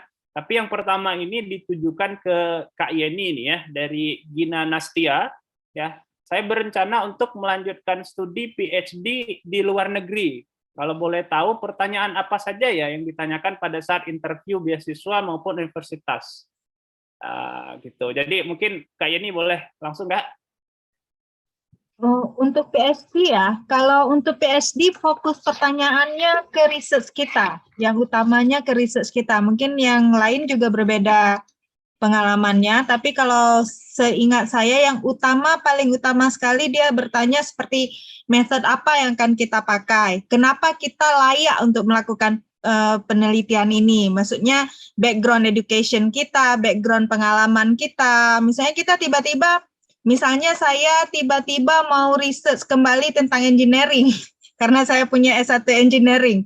Tapi saya bisa aja, tapi saya harus bisa menguatkan, karena saya udah pernah sebelumnya melakukan sesuatu yang kuat untuk itu, misalnya gitu. Tapi karena saya S2-nya sudah di International Community Development, dan research saya yang untuk S3 ini juga berhubungan dengan itu. Jadi saya menceritakan juga sebelumnya saya melakukan ini dan metode yang akan saya lakukan untuk mendapatkan data adalah ini, misalnya gitu. Itu hampir semua pertanyaannya memang fokusnya ke proposal kalau S3. Kalau saya. Oke, ya gitu ya kira-kira ya Gina ya. Semoga menjawab. Mungkin kita masuk ke sisi masternya, mungkin Arik bisa tambahkan mungkin untuk pertanyaan-pertanyaan beasiswa ataupun dari universitas untuk yang master, mungkin karena di sini juga banyak yang masih mahasiswa S1 nih. Pertanyaan gimana Bang? Sorry Bang. Iya, jadi pertanyaannya apa saja yang ditanyakan saat interview dari beasiswa maupun interview dari universitasnya. Oke, saya jawab semampu saya ya. Waktu saya apply beasiswa itu yang penting korelasi antara bidang studi dan studi yang akan diambil. Karena kan belum ada pengalaman, jadi agak harus justifikasinya harus kuat. Yang kedua, kalau bisa memang sebelum sambung S2 ataupun dari S1 tuh udah prepare portofolio. Pengennya kemana sih? Kayak saya dari dulu saya kan udah prepare internship di Medco Energy, lokasi di Aceh, Pertamina Hulu Energy, lokasi di Aceh. Jadi saya memang spesifik udah di situ. Jadi kita buat offer yang mereka nggak bisa ini tolak. Jadi kita dari segi akademik ada, pengalaman ada, dan juga kita bisa menunjukkan bahwasanya kita bisa mempunyai capability untuk menyelesaikan apa yang kita tulis di personal statement itu atau di motivation letter. Oke, ya jadi mostly itu dia cross check balik ya apa yang kita tulis di personal statement-nya ya. Oke. Itu ini Bang, waktu interview itu ada 3 kan. Jadi ada akademisi, ada praktisi, ada psikolog ya.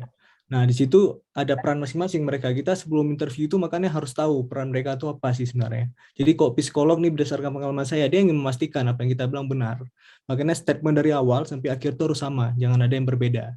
Bisa dari praktisi apakah applicable atau reasonable yang kita bilang itu, yang kita bilang misalnya saya bilang pada saat itu kan problem statement saya tentang Aceh itu sangat reasonable gitu dengan cara-cara seperti ini. Dan dari segi akademisi mereka melihat kemampuan akademik kita dari apakah ada kita jurnal sebelumnya ataupun pengalaman kita. Jadi mungkin itu Bang, sebelum interview yang penting kita tahu siapa yang kita mau interview, bisa prepare accordingly gitu. Oke, ya. Jadi let our experience speak gitu ya, instead of we are clarifying gitu ya. Jadi biarkan pengalaman kita yang berbicara. Jadi bagi teman-teman S1 nih, terutama yang belum punya pengalaman, jadi sebenarnya sudah bisa start ya ketika studi itu banyak sekali pengalamannya itu harus digali ya, sehingga apa? Sehingga persiapannya matang, nggak ujuk-ujuk sebelum beasiswa baru prepare ya, gitu ya. Nah jadi saya nambah sedikit boleh nggak? Boleh Bang, silakan Bang, silakan. Sebenarnya nggak terlalu berhubungan, tapi karena informasi tambahan yang saya baru dapat ketika saya bersini. Jadi sistem pendidikan di USA ini menarik karena kita nggak perlu anak S1 bisa langsung apply ke S3. Jadi misalnya yang baru selesai S1 ini, kalian bisa langsung daftar ke kampus pursuing PhD. Nanti masternya itu like on the way going PhD, secara waktu dia lebih singkat. Ya. Itu aja. Ya benar. Nah itu juga tuh kalau misalkan yang pengen langsung ya jumping ya, jadi tamat S1 nggak ada gelar S2 ya, jadi langsung gelarnya S3 ya silahkan ya. Jadi mekanisme seperti itu ada ternyata ya. Jadi mungkin mungkin milestone 50% ya kita akan convert ke PhD ya gitu Bang ya, kira-kira ya. Artinya maksudnya dari ketika 50% presentasi kita mungkin kita progres ya kan, kemudian kita scope-nya mungkin agak dibesarin, kita bisa jadi langsung PhD gitu ya kira-kira ya. Enggak juga, memang langsung program PhD. Jadi S1 langsung program PhD. Program PhD ini bagian kecilnya adalah salah satu perjalanan ke PhD ini adalah menyelesaikan program S2. Jadi part of parcelnya PhD adalah S2. Oke. Ya, karena mungkin mekanisme di lain negara ya, misalkan seperti Australia itu mungkin kita masuknya dengan master, ya kan, tapi di saat 50% kita progress presentation itu mungkin ya kita bisa expand scope-nya lah, kita kontak supervisor kita mau PhD, dia bisa nambah setahun lagi mungkin gitu ya. Oke, ini jadi memang dari awal udah PhD, jadi luar biasa sekali. Ya, mungkin kalau boleh sedikit tambahin ya. Silakan. Ya, mungkin itu kalau di Indonesia tuh sekarang ada yang namanya program PMDSU ya. Mahasiswa doktoral itu ya, yang langsung, jadi yang program dari selesai S1 master tapi langsung lanjut S3. Jadi seperti itu juga programnya seperti itu. Oke. Sama. Ya. Baik.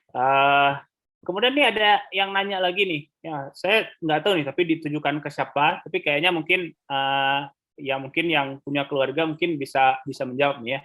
Ya, berapa range USD sisa di saku setelah dipotong biaya sekolah, kebutuhan belajar? Apakah cukup buat support pendidikan anak-anak dan bawa orang tua di US? Nah ini yang nanya nih Bang Agus Rizal Adli, ya beliau dari Kuwait nih kayaknya. Mungkin ada yang mau silakan jawab karena saya bawa anak 3 ya, dan juga mungkin nanti Kak Yeni bisa nambahin gitu ya. Kalau di US sendiri itu kalau sekolah itu gratis dari kindergarten ya, jadi dari TK sampai K-12 ya, dari TK sampai SMA itu gratis. Seperti itu. Jadi kita tidak perlu membayar sepeser apapun, uang pendaftaran pun nggak ada gitu ya. Kemudian semuanya free ya. Kita dapat breakfast dan lunch di sekolah seperti itu. Jadi kita juga nggak perlu repot-repot nyiapin bekal untuk anak gitu ya. Yang penting kita sudah mengajarkan sama anak, pokoknya kalau di kantin lihat dulu menunya, kalau ada porknya jangan diambil, seperti itu paling kita, karena kita kan menjaga gitu ya, paling itu. Jadi sangat-sangat tidak ada biaya tambahan untuk dari TK sampai SMA. Tapi kalau mempunyai anak balita ya, nah itu yang perlu sedikit tambahan. Jadi untuk pre-K itu ada biaya, dan biayanya itu ya tergantung sekolahnya beda-beda seperti itu. Tapi di sini kalau misalnya rata-rata sih kayak kalau yang pre-K masih affordable juga kalau kita ngikut yang terkadang ada yang program-program dari gereja seperti itu ya. Tapi ya itu juga kembali kepada pilihan kitanya gitu, apakah kita mau menyekolahkan anak kita atau tidak. Dan kalaupun tidak, di kampus juga ada program dari kampus gitu ya. Jadi itu khusus buat biasanya buat PhD mom gitu ya yang harus kuliah tapi di rumah juga tidak ada yang menjaga anak gitu ya. Nah, jadi kita juga bisa titip di daycare di kampus seperti itu dengan biaya yang affordable lah, masih bisa terjangkau seperti itu. Kalau untuk bawa orang tua, saya belum ada pengalaman, tapi setahu saya dari pengalaman beberapa teman di sini, kalau untuk sekedar visiting, bisa juga gitu ya. Insya Allah cukup lah semuanya. Ya, oke. Ya, insya Allah cukup ya Bang ya. Mungkin ada tambahan nih dari Kak Yani atau Bang Baikuni ini terkait pertanyaan ini. Ya, saya tambahkan sedikit. Ini Bang Agus Rizal Adli ya, abang letting saya nih di teknik mesin. Masih ingat saya Bang? Tentu saja. Tentu saja. Tentu saja. Ya, makasih Bang pertanyaannya. Ya, kalau pengalaman saya karena dari Fulbright itu dependence-nya, maksudnya orang yang kita bawa itu bisa bekerja. Nggak tahu kalau Mora, tapi kalau LPDP kayaknya dia tergantung visanya ya. Kalau visanya J, kalau Fulbright dependence bisa bekerja. Jadi misalnya bawa istrinya kalau Fulbright, istrinya bisa bekerja. Dan saya, kebetulan anak saya sudah 17 tahun, jadi anak saya bisa bekerja. Jadi memang beasiswa Fulbright-nya cukup untuk kita, tapi dengan dependence-nya bekerja, insya Allah bisa nabung. Gitu ya. Mungkin itu kalau menurut saya. Makasih. Oke. Baik, ada lagi yang nambah, ya. Silakan Bang, silakan. Kalau nambah dari Kak Lala dan Kak Eni, untuk anak 4 tahun, di sini kan mulai sekolahnya itu K ya, yang gratisnya itu kindergarten. Anak saya sekarang lagi masuk di pre-K, dan di setiap state di US itu ada program khusus yang kadang-kadang memang meng-waive semua biaya tambahan. Jadi, misalnya kayak di saya di North Carolina, itu ada namanya pre-K, NC pre-K namanya, North Carolina pre-K program. Jadi, anak-anak yang umur 4 tahun belum pernah sekolah sebelumnya bisa enroll di sekolah-sekolah atau daycare yang sudah ditunjuk oleh state dan bisa sekolah gratis di situ. Jadi tidak mesti umur 5 tahun baru bisa gratis sekolah, tapi umur 4 tahun sudah bisa. Nah, itu nanti tergantung dengan state masing-masing. Jadi memang harus cari informasi. Di sini banyak peluang, di sini banyak kemungkinan untuk mendapatkan biaya tambahan. Kayak seperti tadi, kalau memang kalau pakai visa J berarti partnernya bisa bekerja. Kalau memang ada kita sendiri juga bisa bekerja tambahan selama tidak boleh lebih dari 40 jam. Terima kasih. Oke. Ya kira-kira gitu ya. Insya Allah cukup lah ya gitu ya. Yang biasanya kalau orang biasanya bahkan suka lahiran di sana gitu, kayak itu lebih aman lagi konteksnya. Kalau ibu-ibu mungkin bapak-bapak yang akan punya anak mungkin ditunda dilahirkan di sana saja ya kan. Nah, itu biasanya ada juga tuh misi-misi seperti itu ya. Jadi itu lebih aman lagi, bahkan anaknya bisa convert ke US kalau nggak salah saya ya. Jadi di umur tertentu ya silahkan milih keluarga negaraannya yang mana gitu ya. Ya, kemudian ada pertanyaan lagi nih ya kan. Semoga terjawab ya Bang Agus ya. Kemudian ada pertanyaan lagi. Ya Bang Agus. Tapi saya belum tahu angkanya. Karena kan posisinya kan sudah bekerja. Jadi kan untuk lanjutin untuk ambil master atau dokteral kan tahu berapa sih kira-kira untuk bisa cover untuk apakah saya harus bekerja juga di sana atau cuma sambil belajar doang gitu maksudnya. Keringnya di kita berapa hari? 1.000, 5.000 atau berapa gitu. Itu aja. Oke. Sisa di saku. Ya, mungkin nih nanyanya tentang berapa sih kira-kira sisanya di yang bisa ditabung gitu ya? Yang bisa ditabung. Beda kota nanti beda biaya yang dihabiskan. Kalau di kota kecil biasanya kalau beasiswa itu dikasih sekitar 1.500 per bulan. Kalau tinggal di kota saya itu pas-pasan. Jadi memang pas, nggak ada yang bisa ditabung, kecuali memang ada kerja tambahan. Berarti ya kerja tambahan itu pun untuk mengcover kekurangan ataupun ya kalau ada sisa sedikit. Tapi ya lagi-lagi beda kota, beda jumlah beasiswa, beda angka beasiswanya juga. Ya gitu ya, kira-kira Bang Agus. Oke, ya kita lanjut ya ke pertanyaan selanjutnya. Ya, jadi mungkin nanti kalau memang kurang jelas mungkin boleh Japrian ya, Japrian sama Bang Baikuni atau Kak Lala ya, atau Kak Yeninya, Bang ya. Apalagi tadi udah kenal langsung nih ternyata sama Kak Yeninya gitu kan.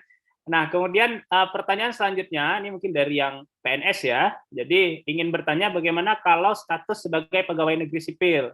Apakah sulit untuk pengurusan melanjutkan master ke luar negeri? Nah, ini mungkin ya Bapak Ibu yang PNS nih, Kak Lala mungkin ya, atau Bang Bay mungkin. Iya, kalau PNS justru kalau setahu saya lebih gampang ya, asalkan ada izin atasan itu dulu. Jadi kuncinya semua adalah izin di atasan. Kalau nggak ada izin atasan, kayaknya kesannya agak susah gitu ya. Karena memang dari awal untuk mendapatkan beasiswa juga gitu kan ya. Kalau sedang status PNS, izin atasan itu menjadi syarat mutlak seperti itu. Jadi kalau sudah ada izin atasan, mulus lah. Ya, jadi mungkin ya dekati dulu atasannya supaya lancar dikeluarkan surat rekomendasinya seperti itu. Oke. Ya, mungkin ada yang lain yang mau ditambahkan terkait pertanyaan ini? Ya, benar kata Kak Lala, yang penting atasan dulu. Jadi kalau dosen berarti kita rektorat atau dekan atau jurusan itu harus lewat tuh semuanya, jurusan, dekan dan juga rektorat itu harus lewat semuanya baru bisa apply. Nanti yang terakhir kalau secara peraturan 3 tahun setelah, misalnya saya tahun 2015 diterima PNS tapi nggak bisa langsung berangkat secara peraturan ya, tapi 2018 baru boleh berangkat 3 tahun setelah penerimaan. Selebihnya sih kalau memang dari beasiswa bahkan Fulbright, setahu saya Fulbright dan AAS misalnya itu memang bahkan memprioritaskan PNS. Ya, terima kasih. Ya, LPDP juga sekarang mekanismenya juga ada yang khusus PNS kan, bahkan kerjasamanya nggak hanya di BKN ya, juga ada di khusus Kementerian Agama bahkan sekarang. Jadi lebih luas ya opsi-opsinya gitu ya. Jadi tinggal diikuti saja prosedurnya. Tapi memang rekomendasi dari atasan ya itu yang paling penting. Baik, saya lanjut ya ke pertanyaan selanjutnya dari Devi ini. Ya kan, kalau pendidikan S1 tidak linear dengan S2-nya, gimana ya? Tapi saya nggak punya pengalaman linear dengan S2-nya. Nah, ini mungkin challenge bagi anak-anak yang baru tamat nih, ya kan? Berarti yang saya harus tonjolkan apa ya, kira-kira? Nah, mungkin dari siapa nih duluan ya? Dari Arik mungkin bisa dibantu? Oke Bang, jadi pertanyaannya tidak linear. Oke, jadi ini menurut pendapat saya ya, belum tentu benar gitu. Lagi-lagi kembali lagi kepada justifikasi kenapa ingin pindah gitu jurusannya. Dan selama ada pengalaman kerjaan yang sesuai dengan yang kita mau S2 itu, jadi nggak masalah sebenarnya. Dan justifikasi itu semakin kuat tinggal hubungkan aja bagaimana pengalamannya tuh dengan apa yang dicapai gitu. Jadi sebelum saya cerita sedikit, sebelum saya apply di geologi, saya juga consider bagi ingin kuliah di Columbia atau apa gitu, bagian internasional apa gitu. Tapi masalah di LPDP nggak bisa pada saat itu. Kalau ambil STEM semua nggak bisa yang ke arah sana. Jadi saya sempat buat juga essay-nya. Jadi justifikasinya tuh ya tentang saya kembali lagi isu yang di sekitar dan relate ke pengalaman. Jadi pada saat itu saya buat tentang energy security, yang mana juga ada related sedikit dengan edukasi saya, dan saya juga mengaitkan ke depannya seperti apa gitu. Dan kalau ada pengalaman yang cocok bisa dikaitkan dengan perpindahan jurusan itu, saya rasa itu bukan menjadi masalah. Semua bisa dicoba gitu. Oke, ya ini mungkin tadi saya salah baca juga ya. Kalau misalkan pengalamannya sama, ya kan, pengalamannya ada, ya kan, tapi tidak linear gitu ya, tidak linear dengan S2-nya, ya kan, nantinya. S1 tidak linear dengan S2-nya, tapi punya pengalaman bekerja yang terkait dengan S2-nya. Nah, itu bagaimana? Itu mungkin Kak Yeni ya, lebih mengarah tadi ke Kak Yeni mungkin. Kak Yeni boleh dibantu, Kak? Iya, memang ini memang pengalaman saya sendiri ya, karena saya kan S1-nya teknik mesin. Kemudian saya bekerja di international organization, NGO, semua memang pekerjaan saya selama di sana tuh nggak ada hubungannya dengan teknik mesin gitu. Jadi memang yang saya bicarakan dalam proposal saya itu mengenai S2 saya, mengenai pekerjaan saya gitu. Itu untuk melamar S2-nya. Ketika melamar S3 begitu lagi. Saya kan jadi ini sebenarnya kasusnya kan sama dengan saya, S2 dengan pekerjaannya sama, udah. Artinya memang yang kita tonjolkan S2 dan pekerjaan itu aja gitu, bahwa kita memang akan melakukan lagi yang linear. Tapi memang kalau misalnya pun mau beda lagi itu tergantung ke research kita, karena sekarang ini kan banyak sekali kalau riset-riset itu cross studies gitu. Jadi biarpun misalnya kemudian dia di community development, tapi mau melihat sesuatu yang berhubungan bagaimana penerapan engineering untuk community development dan mau ke engineering lagi, selama itu dia bisa menguatkan dalam proposal dia, saya punya background S1-nya engineering, saya punya background S2 di community development, saya mau menggabungkan dua itu dan saya mau kembali ke engineering, itu bisa saja, tapi mungkin kalau dosen agak susah ya kalau udah S1, S2-nya loncat-loncat lagi, jadi kalau dosen mungkin S2 disejajarkan lagi ya dengan S3-nya gitu mungkin. Jadi nggak masalah gitu, kemana kita pikir ini bisa sesuatu yang membuat orang yang akan menginterview kita atau universitas yang akan menerima kita itu suka sama kita dan kita yakin kita mampu, ya nggak masalah menurut saya. Ya, benar tuh. Jadi bahkan bisa balik lagi, bisa kita kaitkan lagi sama yang S1-nya gitu ya. Jadi karena kan apalagi sekarang bidang itu kan makin nggak hanya multidisiplin mungkin ya, tapi udah ke transdisiplin ya. Jadi society problem itu kan getting complex every time ya. Jadi bisa saja ya, tinggal kita bagaimana meyakinkan si interviewernya, ya kan, pemberi beasiswanya itu untuk ini loh ternyata yang ingin saya dapatkan gitu, walaupun saya mungkin nggak linear, tapi ini kesamaannya, ini garis merahnya ya, mungkin seperti itu ya Devi ya, semoga terjawab ya. Kemudian ada lagi nih dari Ahliah Madid ya, Assalamualaikum and good day everyone, I would like to ask those people who study abroad or got a scholarship, are they able to work a part-time, particularly in US. Ya mungkin ini tadi udah disampaikan juga ya tadi oleh Arik, kebetulan tadi dari part-time-nya. Mungkin Arik bisa sampaikan sedikit ya, gimana cara dapatin part-time-nya mungkin ya. Kalau tadi Arik kan ada lebih banyak networking ya, sehingga dapat part-time-nya. Mungkin untuk bisa terjun seperti itu, apa di networking event seperti itu, apa yang harus disiapkan, bagaimana mungkin kita trik berkomunikasi, kita nggak pernah kenal sama orangnya. Mungkin Arik bisa sampaikan. Oke Bang, jadi Bang sebenarnya Bang dapat kerja tuh lebih ke luck sebenarnya Bang. Kita kan nggak tahu kan ada aplikasi atau enggak. Jadi di kampus tuh biasa ada namanya kayak career center website gitu. Jadi kebetulan pada saat itu saya sering bermain ke career center. Jadi ngobrol-ngobrol di situ kan tentang opportunities.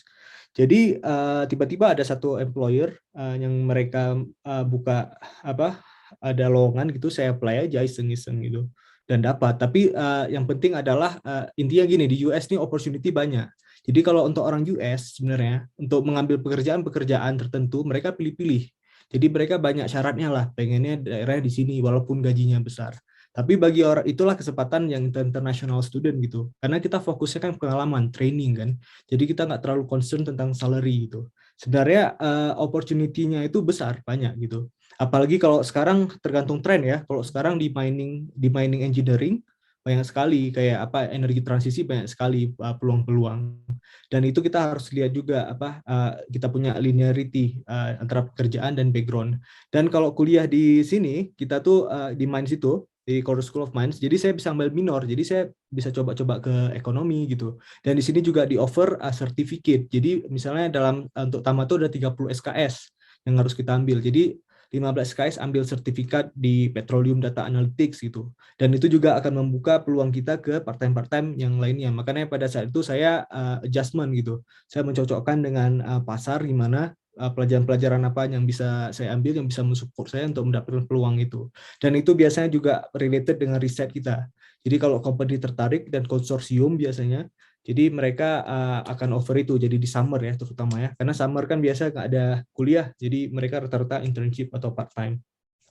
Untuk sehari-hari banyak juga di kampus, kayak menjadi kerja di career center ataupun sebagai teaching assistant. Saya juga pernah teaching assistant satu kelas, jadi di summer aja field camp, jadi teaching assistant, itu consider part-time juga, cuma 2 minggu, tapi salary sebulan gitu. Ya, yang nggak bisa kerja, yang nggak related sama kita punya bidang. Kalau untuk F1 ya, visanya. Kalau G mungkin bisa. Ya, itu ya. Semoga terjawab Ahlia. Mungkin ada lain, kakak-kakak, abang-abang yang lain yang mau ditambahkan, Bang Bay, mungkin Kak Yeni atau Kak Fadla tentang part-time? Nggak ada? Oke. Ya, mungkin ada yang mau open mic untuk bertanya langsung. Kami persilahkan. Sejauh ini di chat sudah habis pertanyaannya. Ada kira-kira mungkin untuk satu pertanyaan yang mau open mic? Tidak ada ya? Oke. Ya. Oh ada nih, silakan Pak Talbani. Ya. Ya silakan Pak, lanjut Pak. Ya, terima kasih. Assalamualaikum warahmatullahi wabarakatuh. Waalaikumsalam. Alhamdulillah, terima kasih semuanya. Dan sangat luar biasa, ini mengingatkan saya tahun 2001 dulu ya. Waktu dapat USAID, beasiswa ke Amerika, tapi di Georgia State University Atlanta. Nah, saya mau tanya nih, karena udah lama kali, udah 20 tahun lebih ya. Saya juga sekarang dosen di ekonomi, dan juga sebagai koordinator kelas internasional untuk ekonomi dan bisnis di 3 jurusan di Fakultas Ekonomi Bisnis ya, Kuala. Nah, saya mau tanya, pertama, apakah program-program summer atau internship waktu dekat ini bisa banyak yang bisa kita akses, terutama mahasiswa kita yang di Aceh ini ke Amerika, ya, yang mungkin partial partial scholarship atau full scholarship internship-nya. Ya. Kemudian kedua, apakah kan ini berkaitan dengan MBKM, ya. Jadi ada program kementerian MBKM sehingga dapat diakui nanti credit hours-nya. Ya. Kemudian kedua, apakah ada link kita yang dari diaspora Global Aceh juga, mungkin dari teman-teman di sini semua, punya pengalaman linkage dengan top 3 atau top 4 university around the world yang dari Amerika, terutama Harvard, Stanford, atau Pennsylvania, terutama di yang alumni Pak Budiono, Wharton Business School ya, karena sini finance. Terus terakhir di Ucla misalkan. Mohon arahannya. Terima kasih. Assalamualaikum warahmatullahi wabarakatuh. Waalaikumsalam warahmatullahi wabarakatuh. Terima kasih Pak Talbani. Mungkin dari siapa nih? Dari Bang Bay mungkin bisa jawab duluan. Saya kurang banyak, saya nggak banyak tahu Mas. Itu kayaknya yang bakal lebih banyak tahu itu yang dari diasporanya langsung pengurusnya. Kak Cut mungkin, Kak Trisia atau Kak Febri. Kak Febri alumni Columbia University, so mungkin beliau bisa bantu. Boleh, silakan Kak Febri Orida. Lagi off mic ya? Atau Kak Cut misalnya? Tidak ada juga ya. Tentang short course ya tadi ya, short course exchange ya. Atau mungkin ditunda dulu nanti atau mungkin dari kali ini ada. Ya, saya pernah ngobrol. Maaf ya, saya pernah ngobrol dengan Kak Trisia, ini udah jam 12 malam, mungkin udah tidurin anak-anak, saya nggak tahu.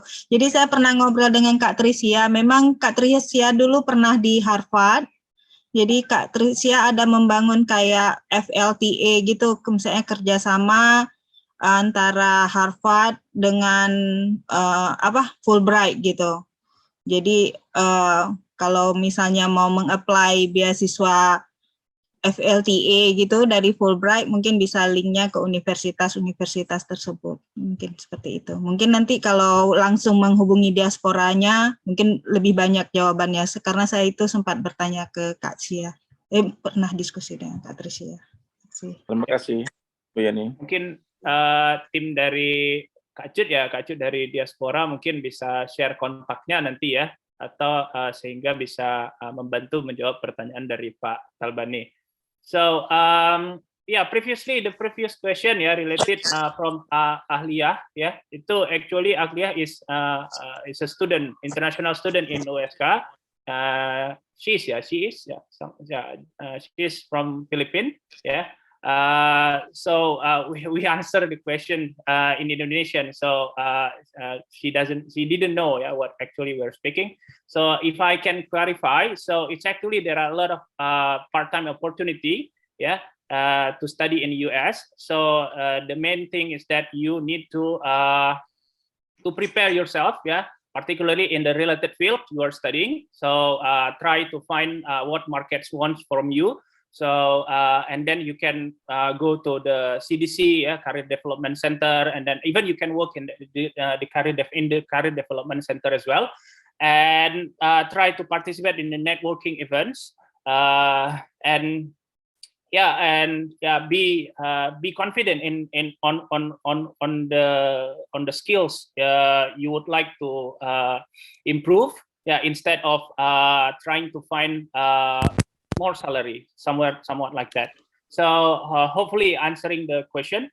I think it's already 5 minutes left for us to end and to close our session. Mungkin ada closing statement sedikit saja dari setiap presenter untuk orang-orang Aceh di sini, yang akan mungkin melanjutkan studi ke Amerika. Mungkin dari Kak Yeni mungkin ada closing singkat.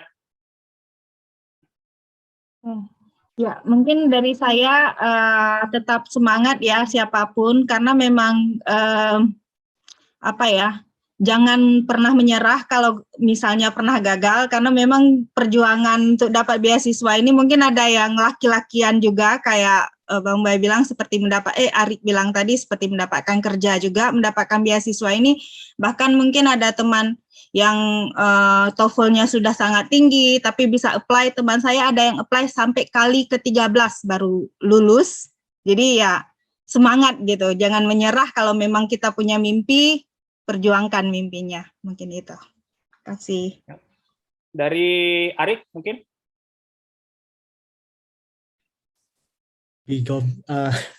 Be confident dan coba aja, gitu aja Bang. Oke. Kak Lala? Ya, sama juga ya. Pokoknya apa aja yang ada, kesempatan apa aja, grab it ya. We never know. So dating tulus lah, cobain aja semuanya. Karena kesempatan nggak bakalan 2 kali. Gitu. Oke. Bang Bay mungkin? Biasanya sebelum berangkat atau mau apply kita banyak keraguan. Nggak ini, nggak itu, nggak ini, nggak itu. Tapi biasanya kalau udah sampai ke sini, itu jalan terbuka. So the best way to have that possibility or dream is actually to be here if this is where you want to be. And biasanya kalau udah di sini ada aja jalan untuk bisa, kalau ada masalah pasti ada jalan. Di sini biasanya seperti itu, insya Allah. Oke. Ya, tadi ini saya dapat info ya, jadi Kak Febrinya sudah on. Mungkin Kak Febri boleh menambahkan ya, atau mungkin menjawab pertanyaan dari Pak Talbani. Mungkin Kak Febrinya sudah bisa menjawab. Silakan Kak. Maaf, tadi anak saya nangis, jadi saya harus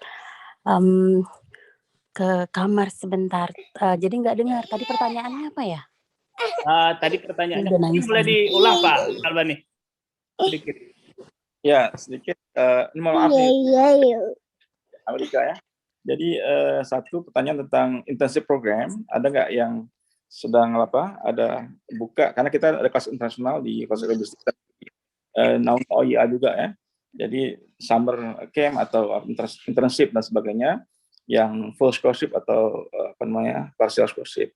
Dan kedua terkait dengan ini linkage dengan universitas ternama, ada nggak dari kita yang pernah berpengalaman atau mengenyam di S2 atau S3 di Harvard, Yale atau Oxford dan Stanford misalkan, atau Wharton Business School, yang bisa kita belajar dan juga nanti mengirimkan mahasiswa kita ke sana, ke Amerika. Gitu. Untuk pertanyaan pertama, untuk itu sepertinya untuk session besok ya Pak ya? Oh besok, oh sorry, oke. Ya, Lupa. Oke. ya. Tapi untuk pertanyaan kedua itu sejauh ini kita punya siswa Harvard, kita punya. Mungkin kali ini dia nggak bisa berpartisipasi, tapi mungkin besok kali event-event ke depan. Tapi saya nggak tahu apakah kita punya kontak atau dalam bentuk kerjasama sehingga kita bisa langsung punya direct communication dengan mereka. Tapi sepertinya kita punya satu orang, cuman dia mungkin agak sibuk dan juga seperti ini Pak, kita baru sekali. Jadi diaspora Aceh Global ini sangat baru dan kita baru bergerak gitu. Jadi ini event pertama kita, event project pilot project kita. Jadi insya Allah ke depan kita akan coba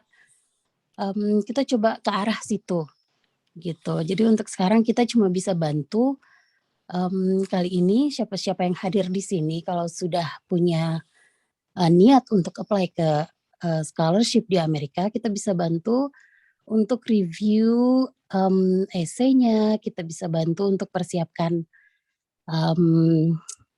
interviews, dan juga kita bisa bantu ketika udah lulus dan dia mau datang ke Amerika, kita bisa bantu informasi apakah untuk sewa rumah, untuk mencari apartemen, atau apalagi untuk yang bawa keluarga gitu. Jadi kita bisa bantu, kita punya jaringan di semua state, sepertinya kita punya kurang lebih kita punya kontak orang Aceh gitu.